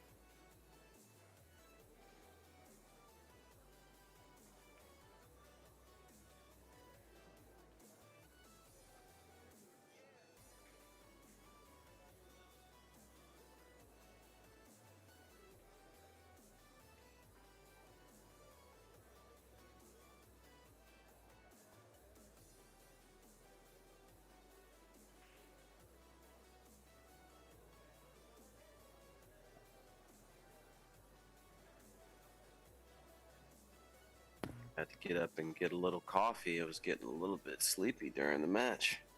All right, so I'm back. 19-8, and Chip shooting. Looks like he only needs 2 balls. I missed quite a bit getting my coffee, didn't I? All right, so these 2 for the win. And he made it. Nice shot. So back to a 10 game. Back to a 10-game lead for Shane. And this day is moving right along. Only 5 games to finish the day. So, yeah, moving right along pretty quickly. Yeah, that was a big game there for Chip, and yeah, it's moving quick. You know, one pocket is generally a game that has quite a bit of length. I mean, what do they give at Derby? What's the time limit on a, what is it, a race to 4, Josh? Actually, it's a race to 3 at the Derby, and usually after 2 hours, they're coming over to check and see how fast the players are shooting, whether it's just a defensive game or whether the players are just taking a long time on the shots. So Usually they allow for 2 hours before they start looking and seeing what the problem is. Yeah, 2 hours in a race to three, so potentially what, 5 games total, or yeah, five Yeah, games total. right. And We they played saw, 10 games last night yeah, we in saw 2 hours. 10 in 2 hours, 5 minutes, and 9 seconds to be exact. Yeah, It's 10 wild. games. All right, so Chip took a foul and Shane took one back just to get it off of the pile. And it looks like he tried to basically leave Chip where he was exactly, since he didn't like that spot. And what I see here for Chip is he could shoot this 13 and shoot it 2 rails below the 5, shooting it just below the 7 and drawing up for the double up on the 9-7. See it? You're just cutting the 13 ball below the 7 where it goes 2 rails off the 5 towards his hole, and you draw upwards and leave him doubled up on the 9 and the 7 ball. That's what I like. And can we get that overhead and just see what the 8-3 looks like? It looks like it's a little off. Wait a minute, Chip. That's close. That's really close. I don't think Chip sees it, but I think it's at least worth taking a look at. I mean, that is really close. Looks like the 8 is slightly going down to the bottom rail, but I mean, that was close. All right, so Chip decided to go under instead. He made a nice shot, putting him on the 5. Shane's going to go ahead and come off the 5 2 rails, go back to the pile.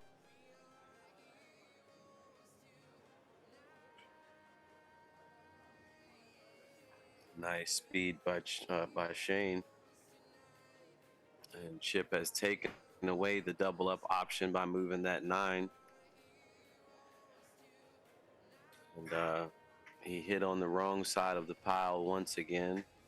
He hasn't left anything.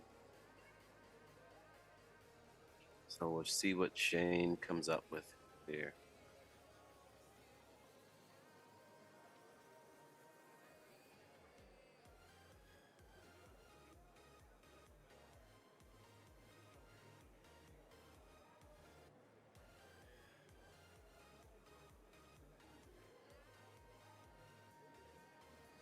All right, so he just fanned the 3, put the cue ball up table. It looks like he's let Chip see the 7. I don't think he can do anything with it productive. Maybe bank it into the 5, might have a chance. But he has to control the cue ball. Can't let the cue ball go. There's a few balls out on Shane's side, so you definitely want to keep control here. Nice shot by Chip. Just finagled the 7 over there on his side, create a little bit of a threat. And Shane is considering this 9 ball here. He's got to go inside English, go around the 9, cross it basically at the corner pocket down here. Okay, he didn't shoot at it. He just put it in play. He just shot it in, put it back in play down here.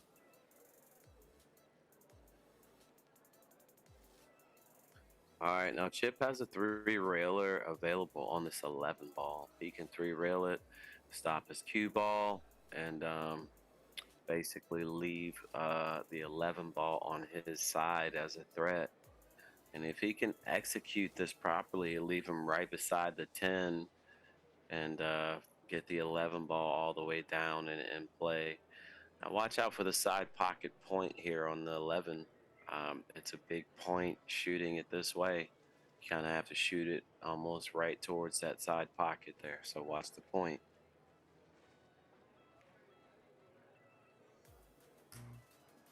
And Chip has hit it really nice. Even a little love off the 3 ball to get it all the way over. And Shane doesn't have anything as far as the balls that are on Chip's side.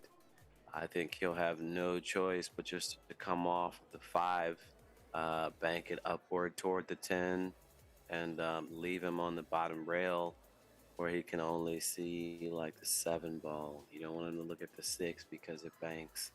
So you just want to bank this ball up and leave him on the bottom rail near the 7 ball below the 7.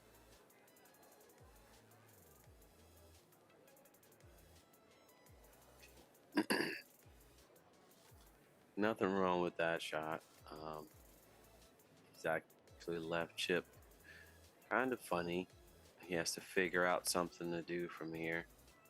Uh, don't really like the bank. I don't believe the 7 ball banks does it. Can we get the overhead and see what that looks like? Oh, it just might actually bank, tighten it up a little bit. But the way Shane's shooting, uh, probably doesn't want to take any chances, and he didn't. Now, could Shane bank at this 5 and draw his cue ball, side rail, bottom rail around the 6 and give himself a shot? I mean, he's not in trouble. He could just fan the 10 and hit the bottom rail and try to get close to the 6 or something like that, which would be okay. But he's been playing aggressive this whole match, so I wouldn't be surprised to see him shoot this 5 and draw the cue ball back down around the 6 ball here.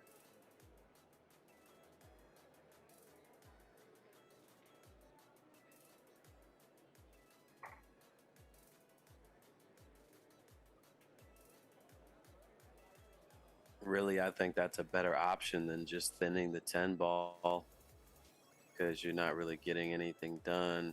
A little harder to protect the 5 because you don't want to like get up and leave a shot on the 6. So now if he can see the 5, just the edge of it, he can actually one rail it towards the 11 and let his cue ball zigzag up the table.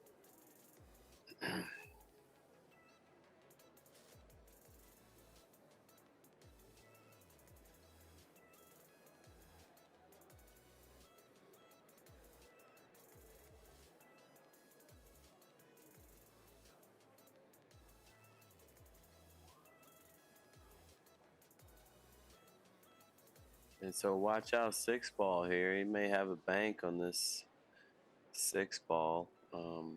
He has the bottom of the 8 to hit with the cue ball to slow it down.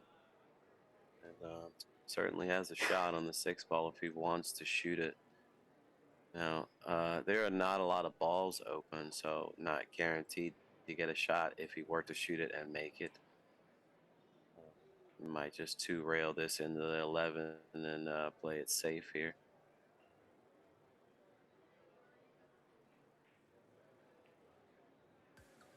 No, he did not. He shot the bank. Got the cue ball back all the way on the bottom rail here, but he doesn't seem to like to back off shooting once he's started, so we'll see what he does. Now, it looks like the 4 ball could possibly go. 13 definitely goes, and both of those are floaters where you can float into the pile and maybe most likely not leave a shot. So he could shoot if he actually wants to.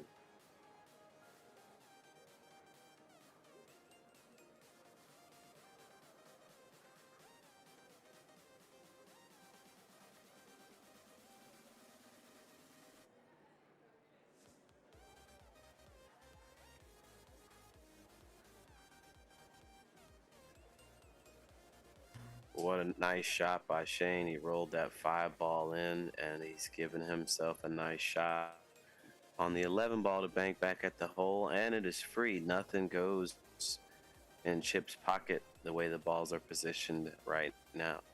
So that's 2 balls for Shane on the ball count. We will get that updated for you shortly whenever Steven gets back to the booth. So 2-0 on this game. And Shane's still trying to figure out how he wants to hit this, but he's certainly banking this at the pocket.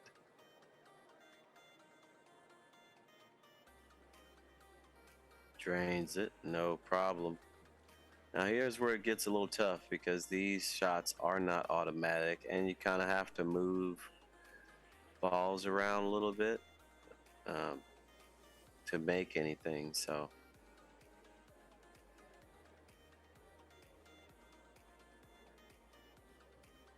I don't know. He could actually shoot into the 13 a little thick if he wants, and let the 13 come off the 4. That might give him the proper angle he needs to get on the right side of the balls. But I mean, when you're spreading and opening balls like that, you have to be real careful. He's going into that 9 real thick if he cuts the 13 a lot. Certainly going to lose the cue ball there.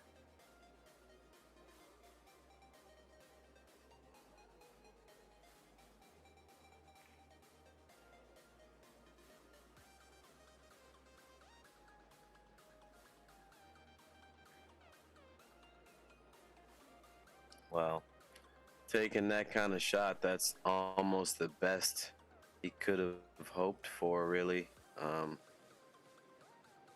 Like he hit it, he missed it, but the cue ball went all the way back up the table and has left Chip super long.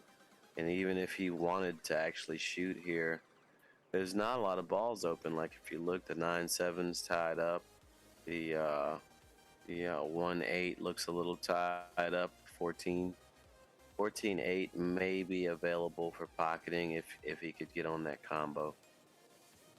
And he split the wicket beautifully. He made one for Shane though, so definitely didn't want to do that.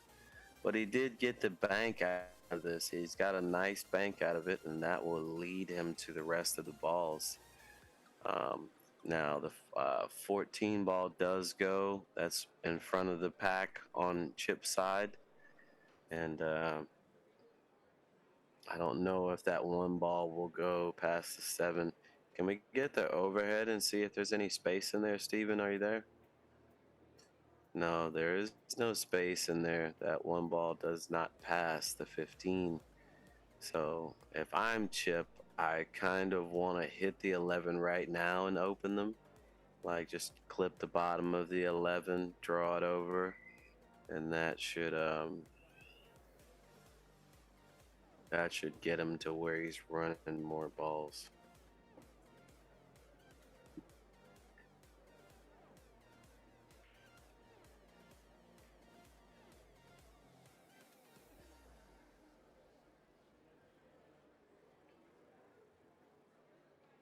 Okay, so he chose not to mess with that, so the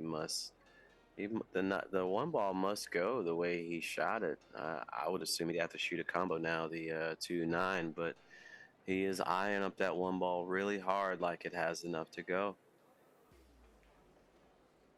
And it did, and he hit it well enough to get on the combo. Nice shot by Chip. He made the combo, and this 4 ball might be available for a stiffer. I don't think you can roll this in and make it, but you can hit it with speed and tighten it up and make it. So we'll see how he hits it.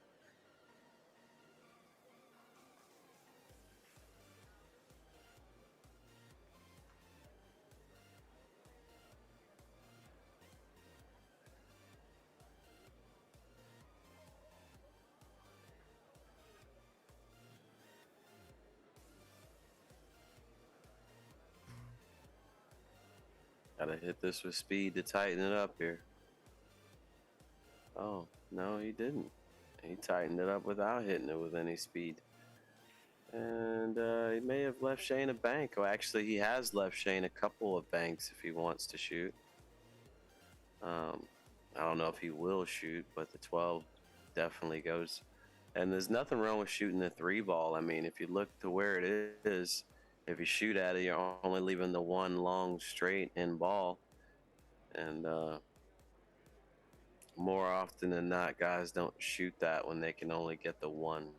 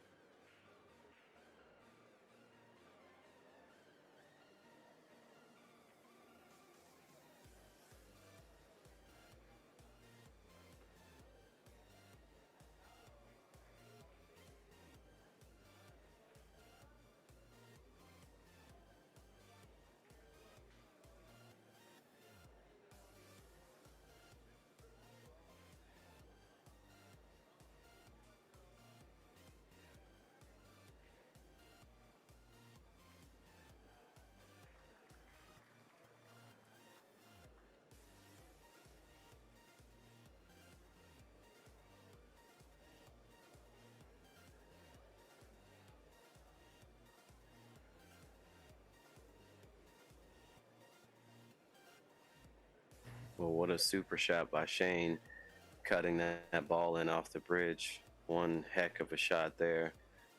And now he's running balls. And I think the 8 does go. Oh my God, a missed ball by Shane. We never ever see this.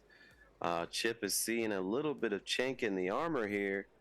And I hope he is ready to take advantage because uh, obviously that doesn't happen too often. So better take advantage of it.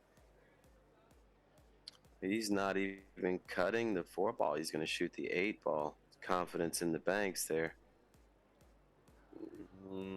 Didn't get it. Didn't get it. Wow. Well, that certainly changes things a lot.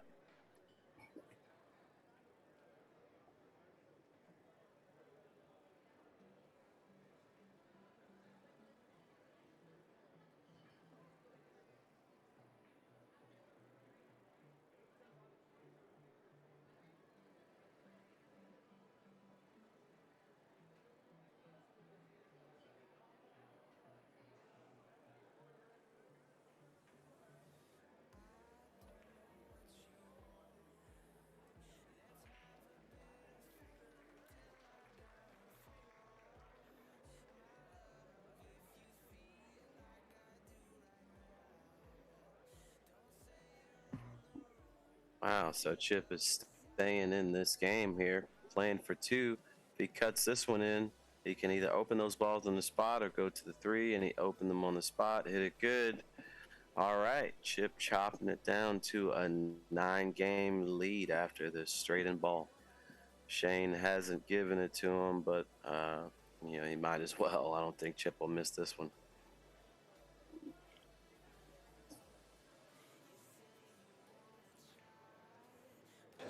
Wow. What a heck of a run there by Chip. Just really, really good showing. A lot of heart from Chip Compton today. Yeah, not much to talk about there. I mean, this is going to be a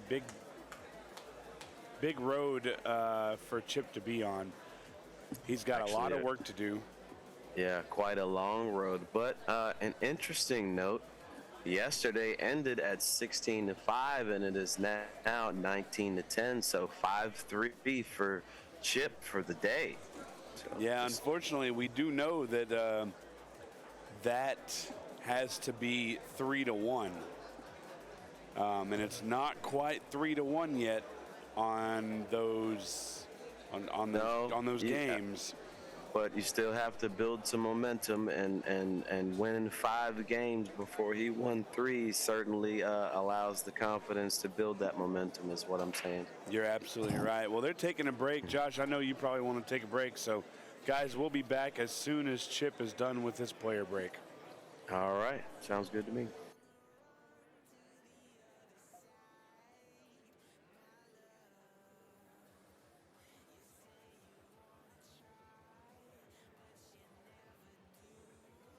Needs 14 games to win the day. Long road ahead for Chip if he's going to make the grind. Not impossible. There's a break. And not too bad. It looks like he left a hole to see the 4 ball. So Shane will easily be able to get out of the break with just moving the 4 ball. Maybe even banking it hard enough into the 8. But you really want to be careful with that.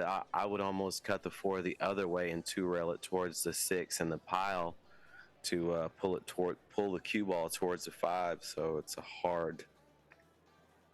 Basically, you want to defend that 5 ball bank at the end of the day. So I think I'm going to shoot that in such a way where I'm drawing toward the 5 and the bottom rail.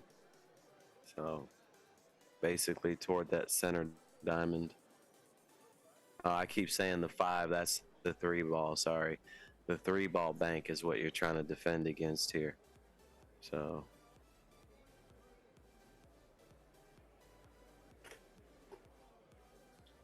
yeah. I could actually bank that 2 ball and twirl your cue ball into the 8, and not the 2 ball, but the 4 ball, and twirl your cue ball into the 8, and you could also hit the bottom of the 7 with your cue ball with a little bit of drag on it. You could hit the bottom of the 7, stay in the pile, and not sell out as well. So he has a few offensive ways to go with it as well. Okay, well, he tried to do what I said, but he hit it just a bit too thick there. He hit it just a little bit too thick and pocketed the ball for Chip. And Chip certainly has a bank at this 1 ball, and maybe even a bank at the 3. He may be on the kiss angle for the 3 ball, though. Can we get the overhead and just see what it looks like? Doesn't even look like Chip is. Yeah, it's on the kiss angle. Yeah, he's definitely banking the 1. And you want to hit this with enough speed where you're not selling out the 10. So I don't know. If I'm Chip, I don't go at this 100% where I'm trying to play shape. I think I let the cue ball float up to the upper left corner instead of trying to hit it hard with speed and hold it to get it over into the safe zone.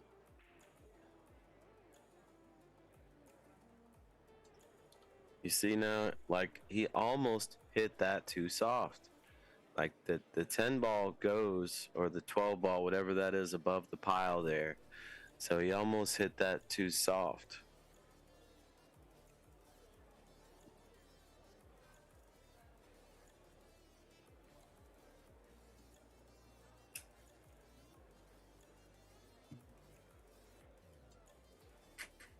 It's like he's shooting at it, or either the 7 ball, one or the other. Okay, so he shot at it, protected the cue ball, did not make it. He's done actually pretty nice with what he's left Chip. Chip won't have a choice but to just thin this 3 ball, push it up behind the 1 a bit so it doesn't bank, and stay below these balls. Just like that. So no issue there.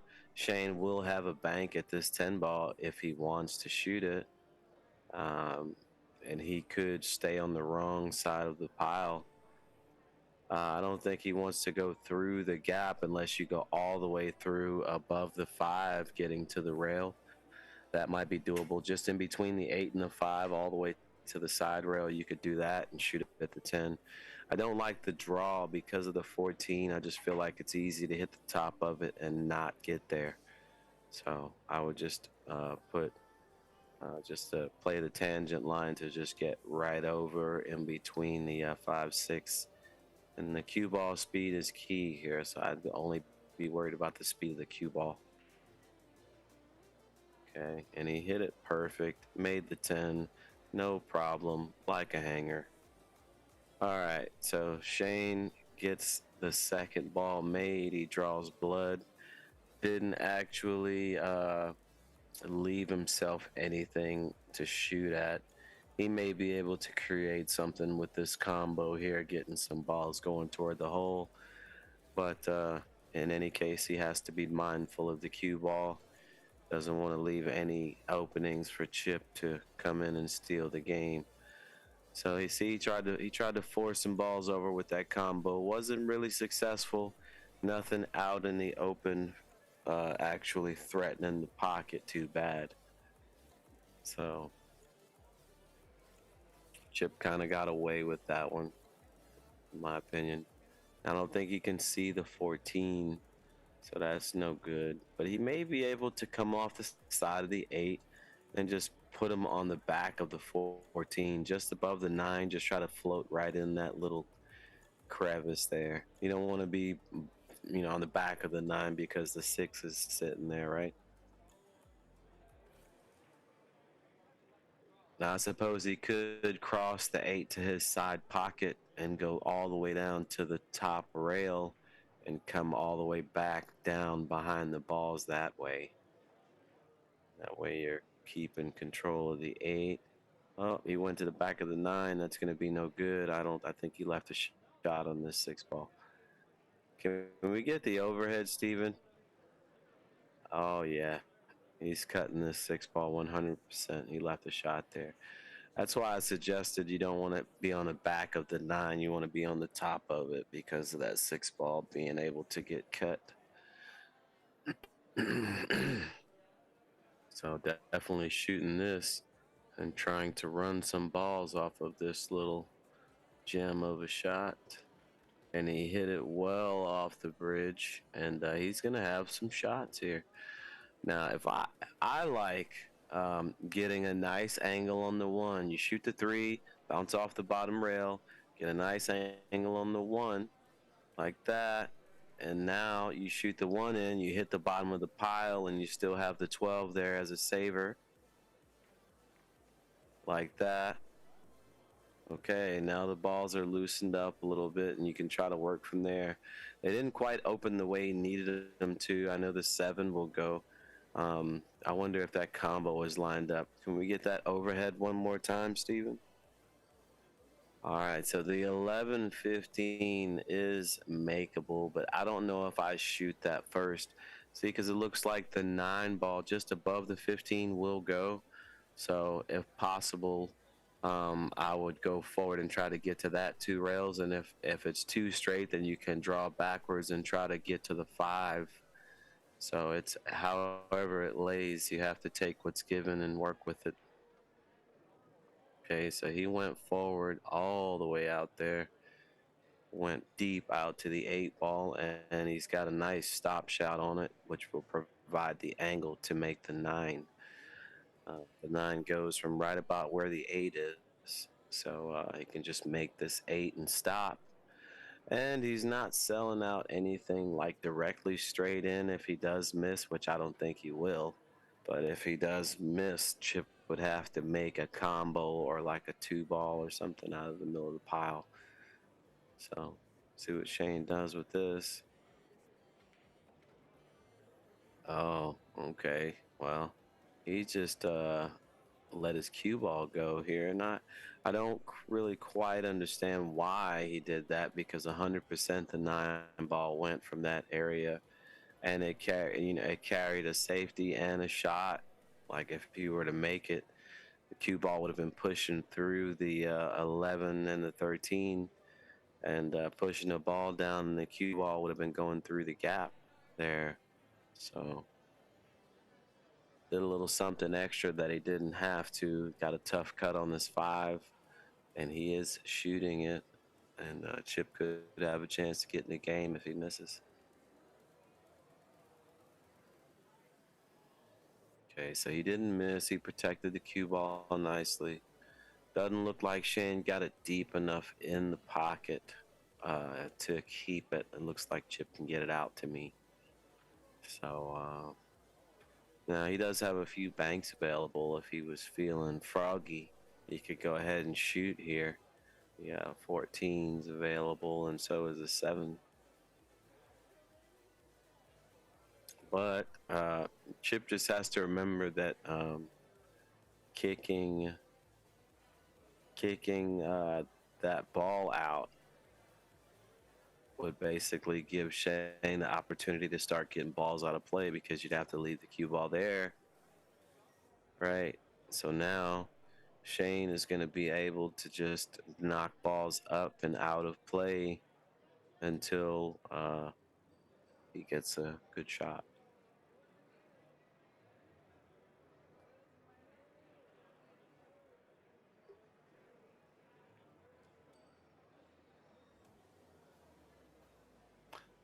All right, so I don't know if I'm Chip. I go ahead and move the 7 and go all the way upstream here. You don't want it on Shane's side. Okay, he's shooting this. He's shooting the 15. Ooh, it hit the point, went all the way up, and just went in. Well, that helps a little bit, because that would have been up the table, right? And now it's back down the table, right? So, all right, so Shane knocks a few away up table. Chip will have no choice but to just follow suit here. He doesn't even have anything to shoot at that's good if he wanted to, really. Uh-oh, this is going to come all the way back down here. Oh, okay, 5 saved him. All right, so Shane will just shoot the 15 and the 2, try to get the cue ball on the bottom rail. All right, so upwards with the 9 ball.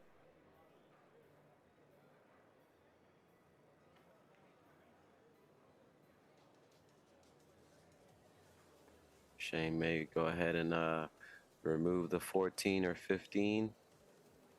Okay, he's looking at something aggressive. He's going to send the 15 toward the pocket, and the 14 will get out of play going up the table if he wants to shoot at this. I don't really like it that much myself, but the balls are out of play enough where he wouldn't be giving up a ton of balls if he shot at it and made a mistake.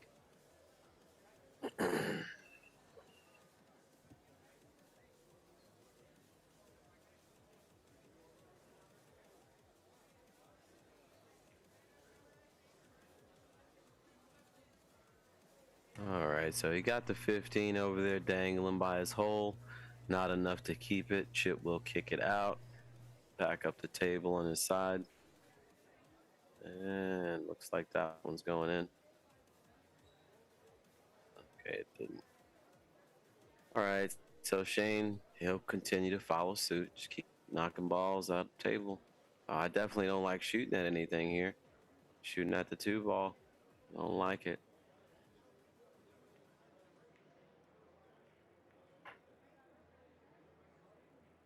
Had to let that cue ball go.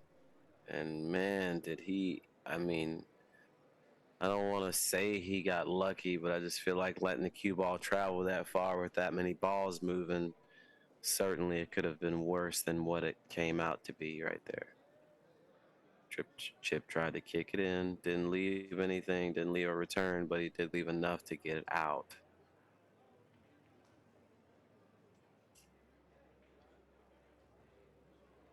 Up the table they go now. Just one of them. Doesn't look like he can move them both right now. So you shoot the 2, stay on the side rail. Oh, he left Shane a bank. He wanted to stay over there on the side rail. He did not want to leave this. So free bank for Shane. Unless it were to like hit the points or something and come out and give Chip a shot, this is certainly a free one here.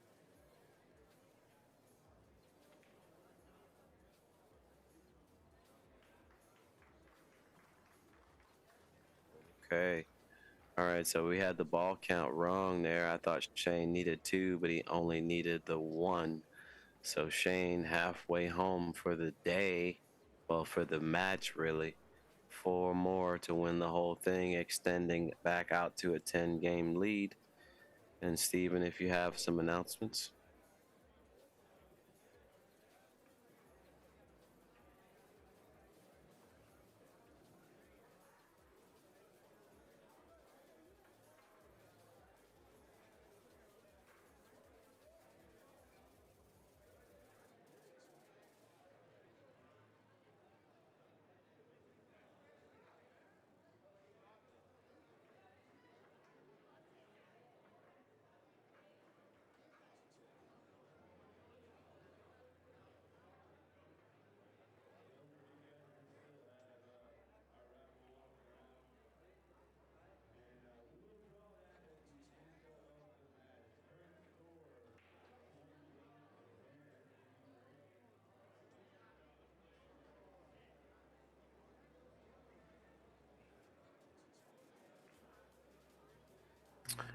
All right, so not the greatest break. The balls did not open a lot, but the 2 ball did go over and sit right in front of the pocket there.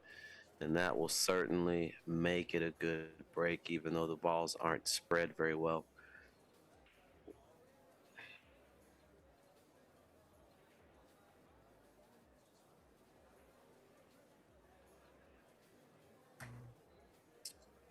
I don't know if Chip can shoot the 9 and bank it into some balls and stay behind the 6. That might be okay. He could kick directly into the crevice of the 2.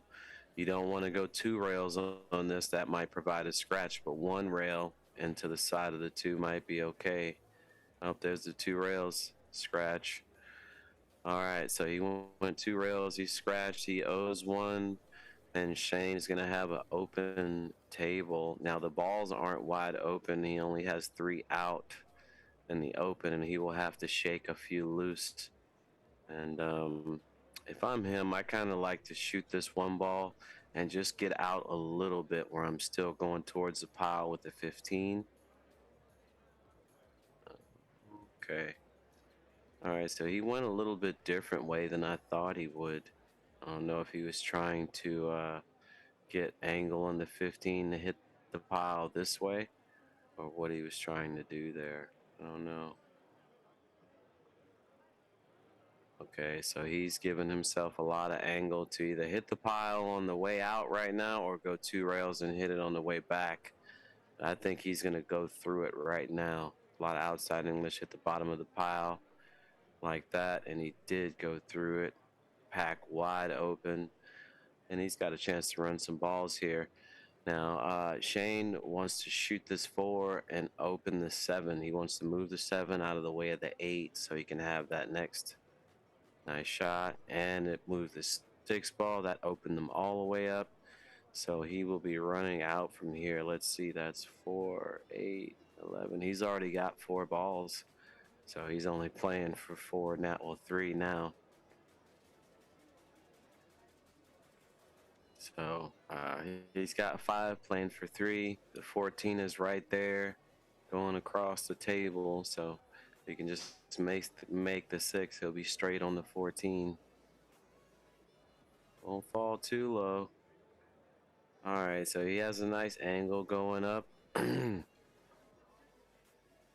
don't know. If I'm him, I think I go to the rail here and just get on the 13. I don't want to draw this. Just go to the rail.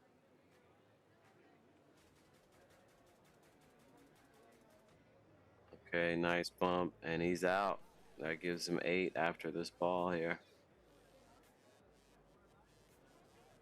Oh no, he's out now, isn't he? 4, 8. No, he needs the 1. He needs the 1. All right, so this will be 21. Back out to an 11 game lead in about 2 minutes. Very quick game. Shane is wasting no time at all.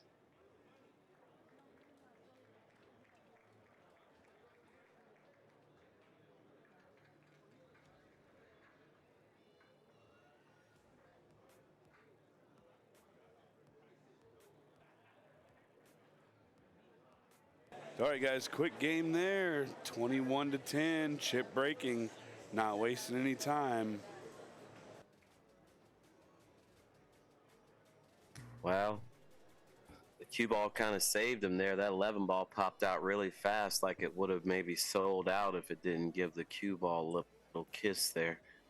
And now I think Shane, I'm pretty sure this 11 ball in front of him banks. No need to play aggressive because nothing else actually goes. So I'm not sure if he sees it worth it to shoot it or not. He's looking like he wants to, though.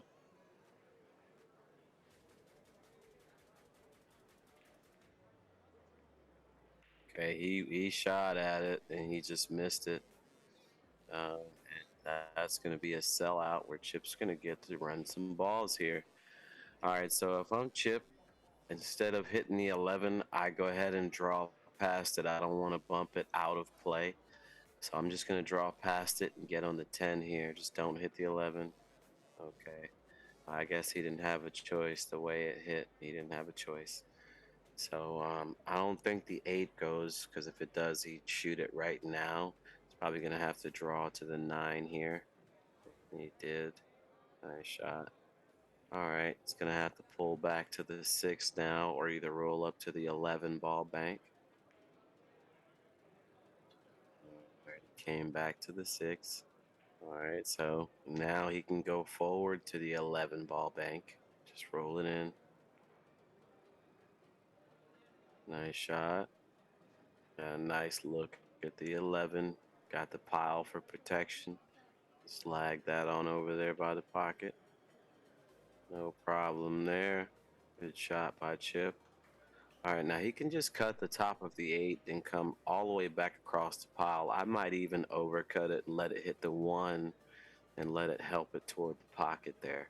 So thin cut, you're not actually trying to make it. You could make it, but you're not trying to make it. You just want to push it over there.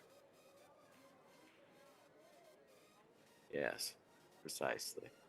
Now Shane will take a kick on it, and he kicks good enough where he should be able to hit the top of the 8 and go toward the pile, removing the 8. See that? See how he hit the top of the 8? All right, so I don't think Chip can bank at this one. I think the 14 is kind of in the way here, but he's got a big ball lead, so I would be looking to be a little bit conservative and not let Shane get back in this game. He only needs 3 to win the match, so I would definitely be trying not to give up any games, you know.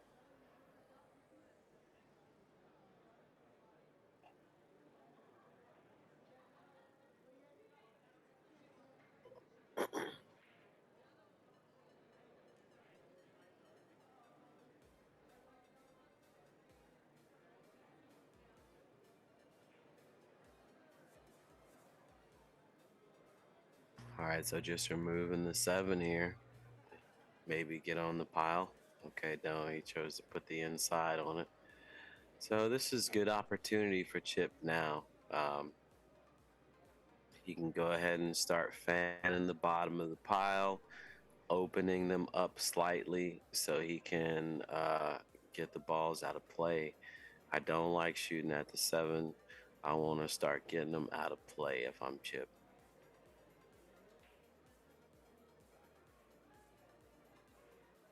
He did hit that one very nicely. Very nice job putting pressure on Shane, keeping the heat on him. Now, he does have a 4-rail kick that's available. He can go 3 rails short and hit the 4th rail and hit the back of the 7. I don't like the 2-rail kick on this one. 7's just a little bit too close to the pocket. It's easy to scratch.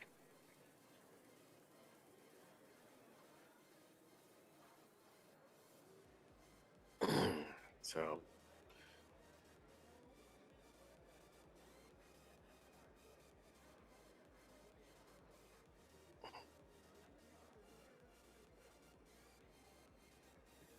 right, so 4-rail kick here.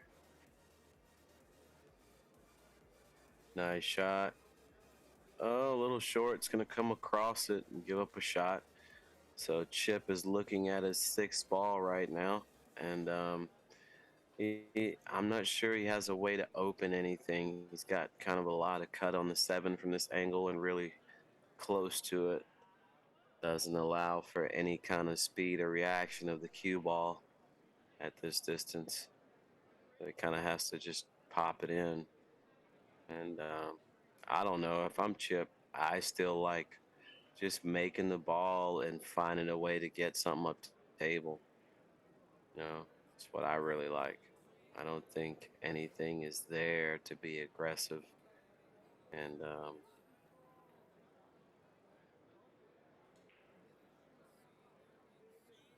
now he could easily just thin the 5 ball into the stack, and that wouldn't move much. The 3 ball, excuse me, the 3 ball into the stack, and that wouldn't move much. And what is he doing? Oh no. Oh, what? Are you kidding? Wow. Certainly didn't have to do that. He could have thinned that 3 ball and got on the bottom rail. I don't know what his motive was for doing it this way, but Shane can shoot the 7 into the 5 or the 3, the 3 and the 12, and go 2 rails back up the table, just overcutting the 7, putting a few on his side, back up the table. I really don't understand why Chip did that. It didn't really make sense. Certainly, he could have found something easier to do without giving up a shot. But it worked out well for him. Um, Shane was only able to pop out one ball, and fairly easy for Chip to move it. So don't see an issue here. He's being a little aggressive there. I think he got a little bit lucky to hit that side of the stack and that many balls on the wrong side of the cue ball and didn't leave anything. Just my opinion anyway. I think he got a little lucky there.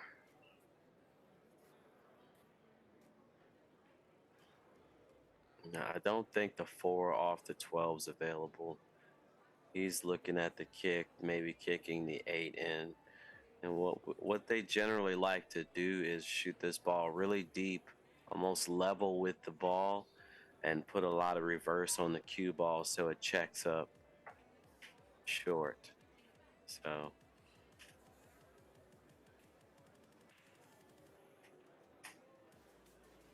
I kind of shoot into the pack that way when I'm kicking. Instead of going on a natural angle, I'll shoot it up a little higher and put a little inside to make it come straight off of the side rail instead of on the natural angle. All right, so nice shot by Shane. He almost buried Chip. He may be buried behind the 2 ball where he can't move the 8. Looks like Chip could maybe elevate and hit the top of the 8 and get it out of there. And this is going to be tough to defend. It looks like he's kicking it in. And he does kick it in successfully. Nice shot. Okay, so Shane can actually cross the 5 and towards the pile and float into that 12, pushing the 12 out of play a little bit too. All right, so Shane wanted to kick that ball 2 rails and go toward the pile. Didn't quite dig in deep enough, so Chip's going to 2 rail this onto his side. Just stay below the balls here. I don't see the problem with just banking it 1 rail on his side, or really pushing the balls out of play. Like he could have shot the 15 and the 12, got 2 or 3 balls up the table, and now all of a sudden, whatever Shane's trying to do with these couple of balls, hide them or whatever, is just that's all over with once you just shoot a couple of balls out of the pile and move a bunch of them. Then none of that matters anymore. So definitely would have shot those balls and got them out of play. Careful. Ooh, he sure did flirt with that scratch, didn't he? Yes, he did flirt with that scratch.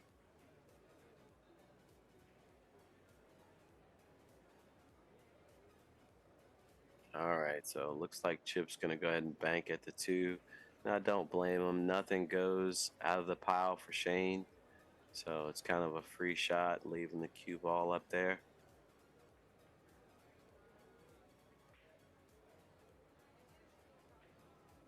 All right, so Chip hung that ball.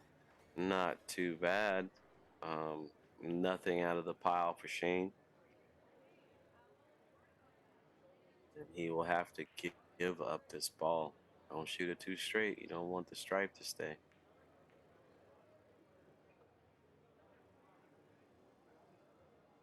All right. So now Chip can go ahead and shoot the 3 into the 12, crossing the 12 upwards towards the 5, and going 1 rail down below the balls if he wants.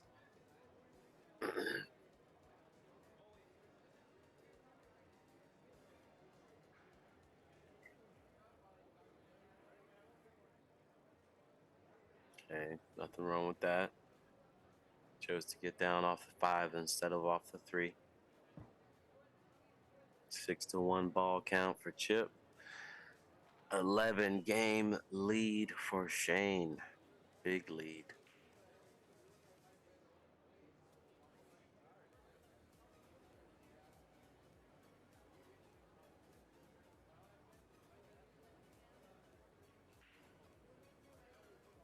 Shane just opening some balls, making it where something goes out of the pile for him.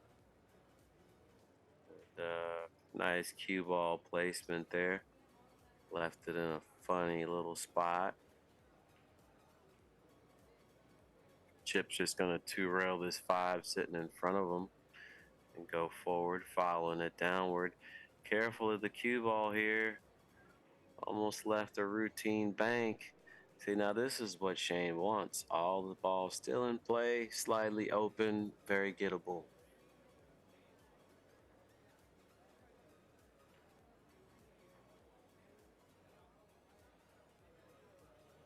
So he's a little bit low on the 15 to shoot it. You have to cut it a whole lot, letting that cue ball uh, go really fast around the table. I don't like that shot. Looks like he's going to shoot this straight back on the 3 ball.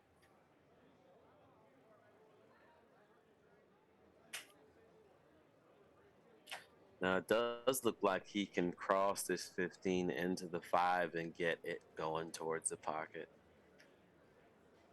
And that's what he's looking at. See how he's pointing his line right into the 5 ball there? If he can hit that 5 ball, he maybe could push it towards the pocket and get a nice safety that way.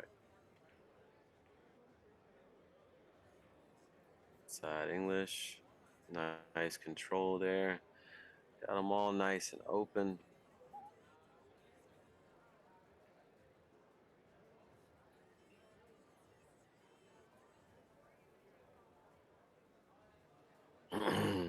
Now this is definitely hard for Chip to play safe in this spot here.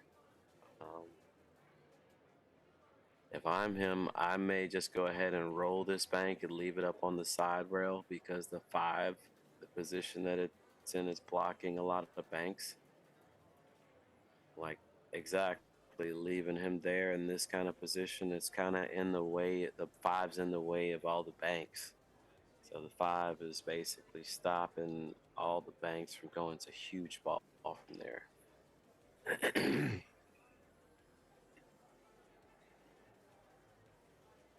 Shane's looking at banking that stripe ball, the top stripe. I think that's the 10 ball. Banking it towards a pile and going on up the table. He might be able to do that with the 12.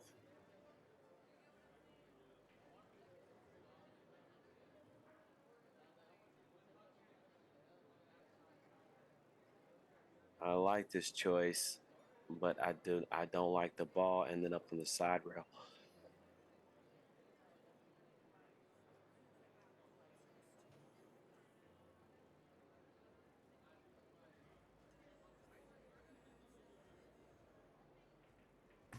Little soft kick shot here.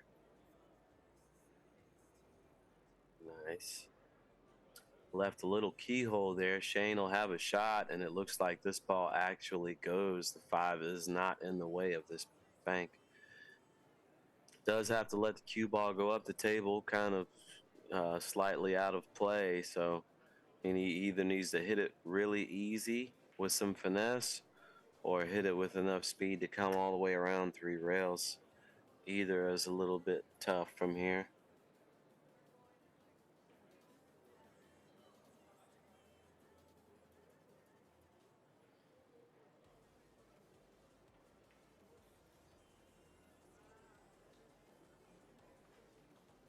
Nice shot. He made it.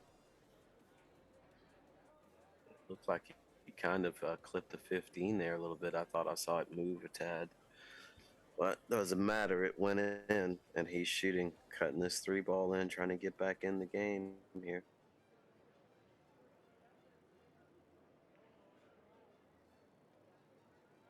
And he did. And the 7 ball comes and gets right in the game for him. It's straight in. And Shane is going to steal this game. All the balls in play. Only playing for 5. Got 6 of them right there. Wow.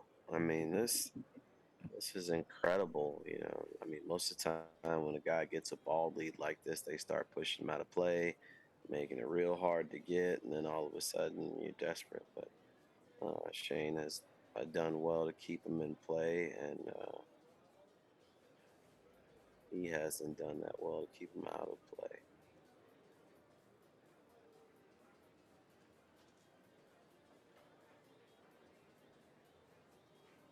So Shane playing for 4 right here. So no big issue. Just get it back to the other side of those balls, and you'll have a shot on the 15, and that'll lead to the other 3 up top there. So pretty simple. Just don't miss any balls. Keep your cue ball out of trouble. Okay, he went up top all the way. Playing for 3, just needs these 3. If he can make the 1, give himself a soft angle on the 4, going to the 15, just like that, and that's a good enough angle. Perfect.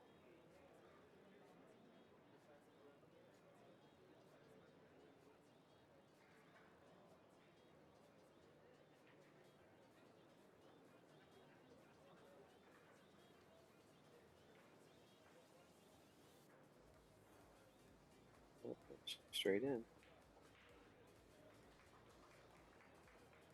Did he need that last ball? I guess he does need it. He must have owed one.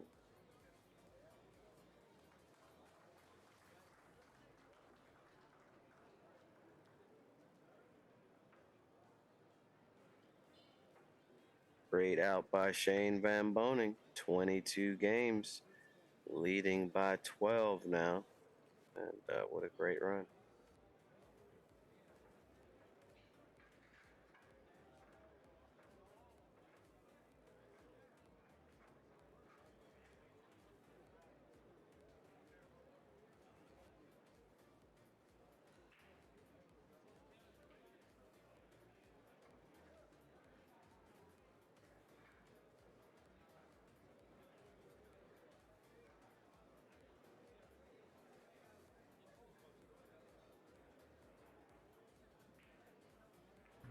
Here's the next break, and Shane only 2 away from the night, and both of them have been able to get that ball to lay over by their pocket. Now, this 4 ball does look frozen, and that's important because in a situation like this, a lot of times the guys roll on this kick. You don't hit it hard, so if the 4 is frozen, then something else needs to get a rail besides the 4 ball. So that's why that's important. Yeah, and it's pretty close. I'm gonna get as close as I can. Chip did step away for just a second. It looks like there might be a little bit of space there. I can't really tell from this angle, Josh. Well, don't wake him up because it's the player's job to call it froze. So don't wake him up to it by looking at it. Well, yeah. So, yeah. No. It's good. But yeah. So Chip stepped away. Here he comes. Here he comes. Okay. I was about to say I'm just sitting here. So.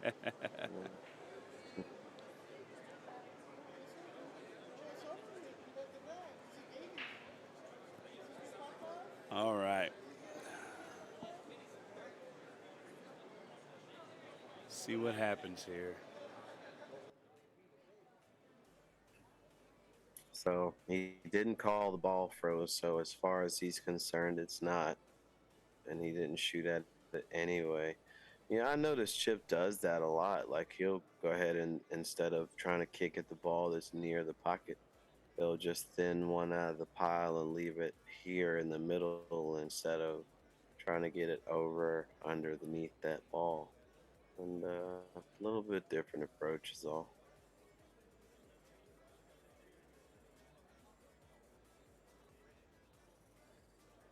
So just thinning the 13 here, laying on the side rail. Not much else to do.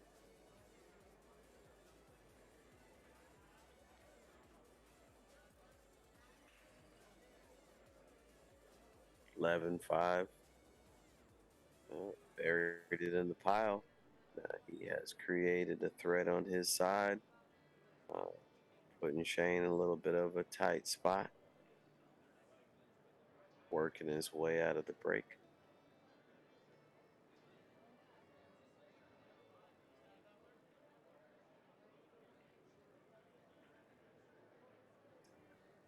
Well, I expect to see Chip go rail first here with this ball, and that'll give a decent look at the 4. He spun it with some speed, and look at this, earned himself a shot. What a beautiful shot by Mr. Compton there. So stun this ball, 1 rail to the 6, well, 2 rails to the 6. Hit it pretty good. And I wonder if that 15-10 goes. Can we get that overhead? No, I don't think it goes. 15-14, not the 15-10. No, it doesn't go.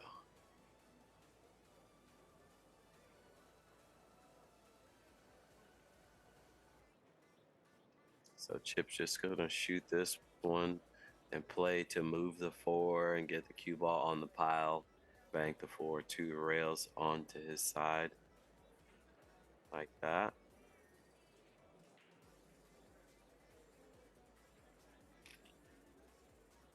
You may have left Shane enough to kick at it, spin under it, and kick it out.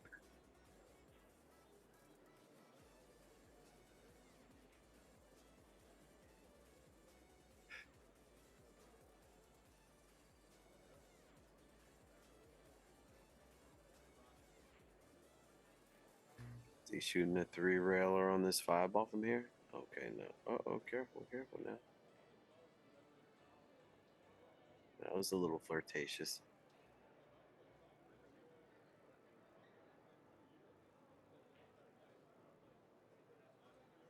Well, I don't understand what happened there.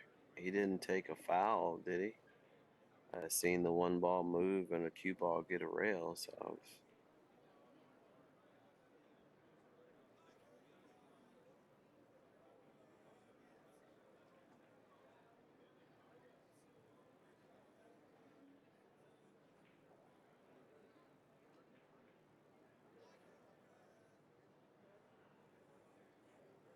banking the 4.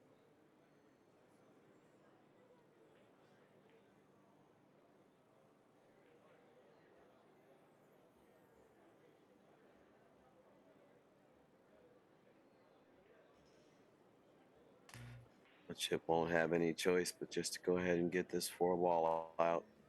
I kind of like to play the double kiss. If it lays to kiss it, I like to go ahead and play for the kiss and let them do what they do from there.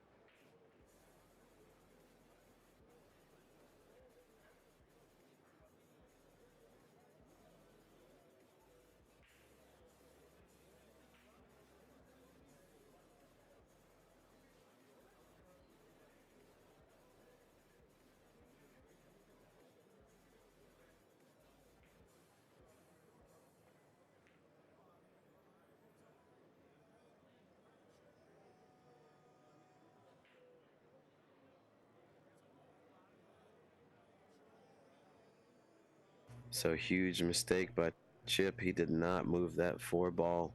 He left it there and tried to do something else. And I would be really surprised if Shane doesn't have some sort of a shot to start his run. Looks like he can shoot right at the 7 and make it, shooting it off the 4, or maybe even straight in.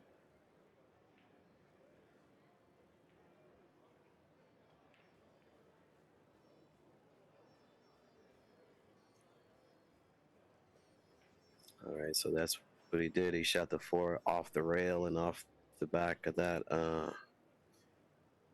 He shot the 7 ball off the back of the 4 and made it.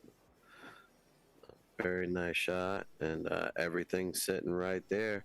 I believe Shane owes 1, so he'll need 8 from here, which he does have them all sitting right there. If I'm him, I'm stopping there. You go to the 15. The 15 will get you over to the 4 and the 13, and then from then on, you're behind the balls, tic tac toe from there. So Right here. You just got to spin that ball over to the 4 and the 13 and not get yourself on the rail. You definitely don't want to be on the rail.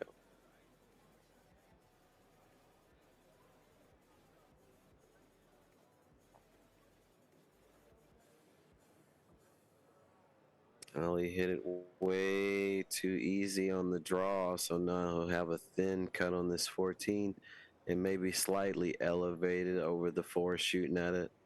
Um, Definitely didn't want to be here.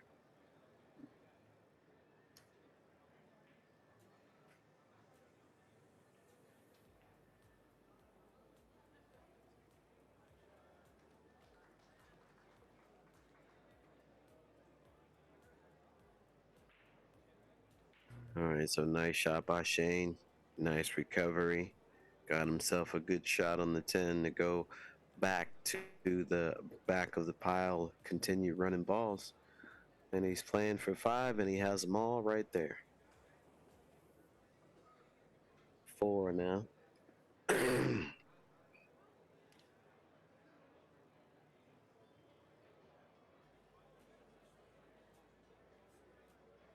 I'm wondering if we're missing a ball here. Because 5-3, that's 8, and I'm counting 4-6 on the table, so we're missing a ball in the ball count.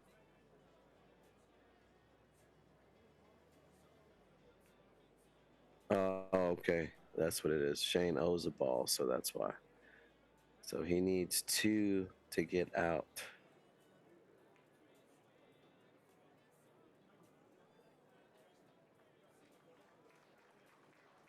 All right, so Shane on the hill and looking like a really, really quick, fast day. Steven, if you have some announcements, go ahead.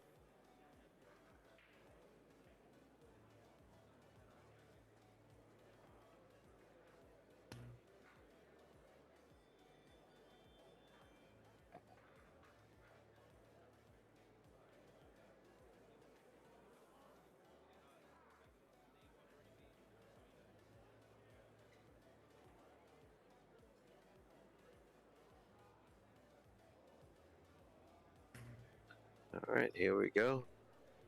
13 game lead for Shane. And Chip just looking like there's just not much he could do. Like the balls are laying good, he's hitting them good. I mean, sometimes it just be like that.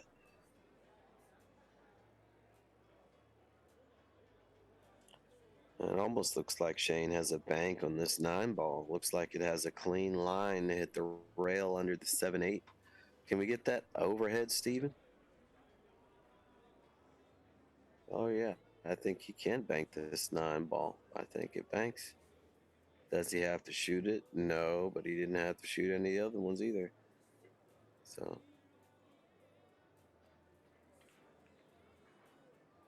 just like I said, I'm seeing no respect for old Chipper, is what I'm seeing. This man here ain't scared to shoot nothing. Shooting everything at the hole. Do your best with it. All right, so cutting at this 13, Chip definitely doesn't want to just not shoot here, pass up the opportunity. I mean, if you're going to lose, you might as well go down fighting, right?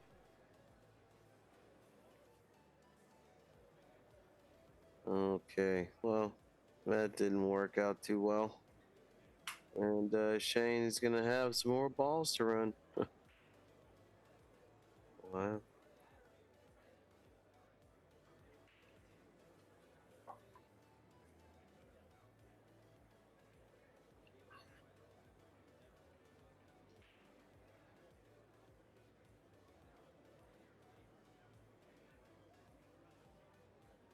Rail first, going to the. Okay, no, he went to the 13. He's going to bank the 13, move the 7 out of the way, bank the 8, and then the 12 will be available for shooting. And yeah, he'll have quite a few balls to shoot from this position if he were to make this. Nice shot, move the 8 right out of the way. And the 7 kind of got in a funny spot right there because now he can't go straight to the 12. The 7's kind of in the way. So he's going to have to push it out of the way, like hit the back of it and push it upwards and still hit the rail and go up a little more. But he doesn't mind having a cut on the 12 because that'll open the pile for him, and he's hit that very nicely. 3 down, and he's got a cut shot to go into the pile here. Now he doesn't have to end up with a whole bunch. Notice where the 6 and the 5s land. He really has to kind of force his way through the pile with this. Okay, just like I said, he didn't have to end up with a shot just because the way those 2 balls were laying that were above it didn't allow him to really get through the balls the way he needed.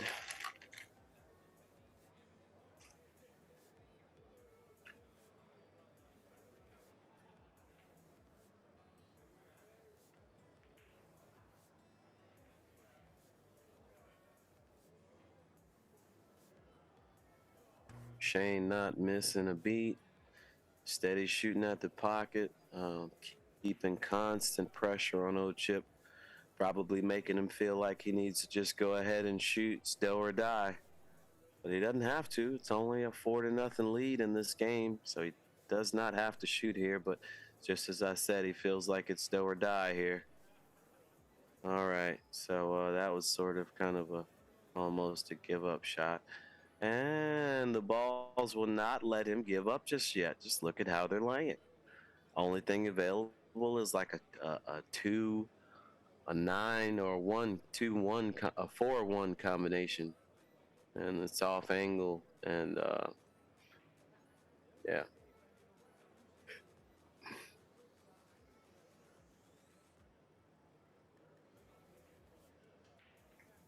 Now Shane's looking at if this 11 ball goes or the 14-6, or what's he shooting here? 14-6 combo?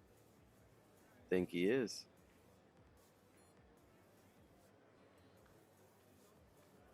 Oh, so close. Keeping the heat on old Chipper.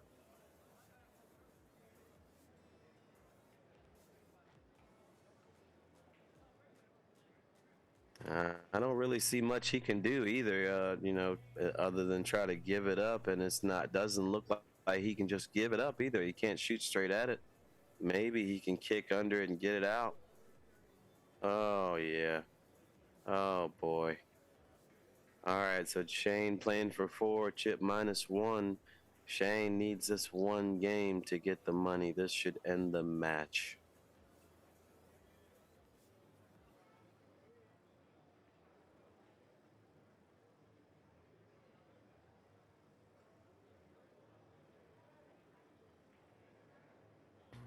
So if I'm Shane, I like just shooting the 5 ball and sliding over just a little bit towards the gap, and you cut the 6 ball in and go to the 11 and the 2. Looks like he's going to go to the 11 and 2 now, but he doesn't have to. He could actually just cut the 6 in from there. All right, so didn't quite get over to the 11-2, but he did get to the 6 ball, so no problem there. All right, he's on the 2 ball, no problem. Straight out. Yep, he's one stroking it. That'll do it. He gives it to him. That's the match, folks. Sorry that it was so quick. Shane just kind of ran through him on this one. And hope you enjoyed it. And I will pass the announcements back over to Steven.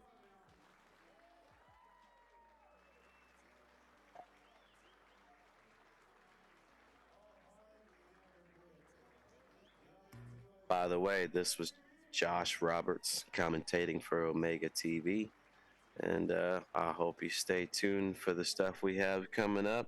Find out when the dates and times are so you can tune in for those. Thanks for listening, and you guys have a good night.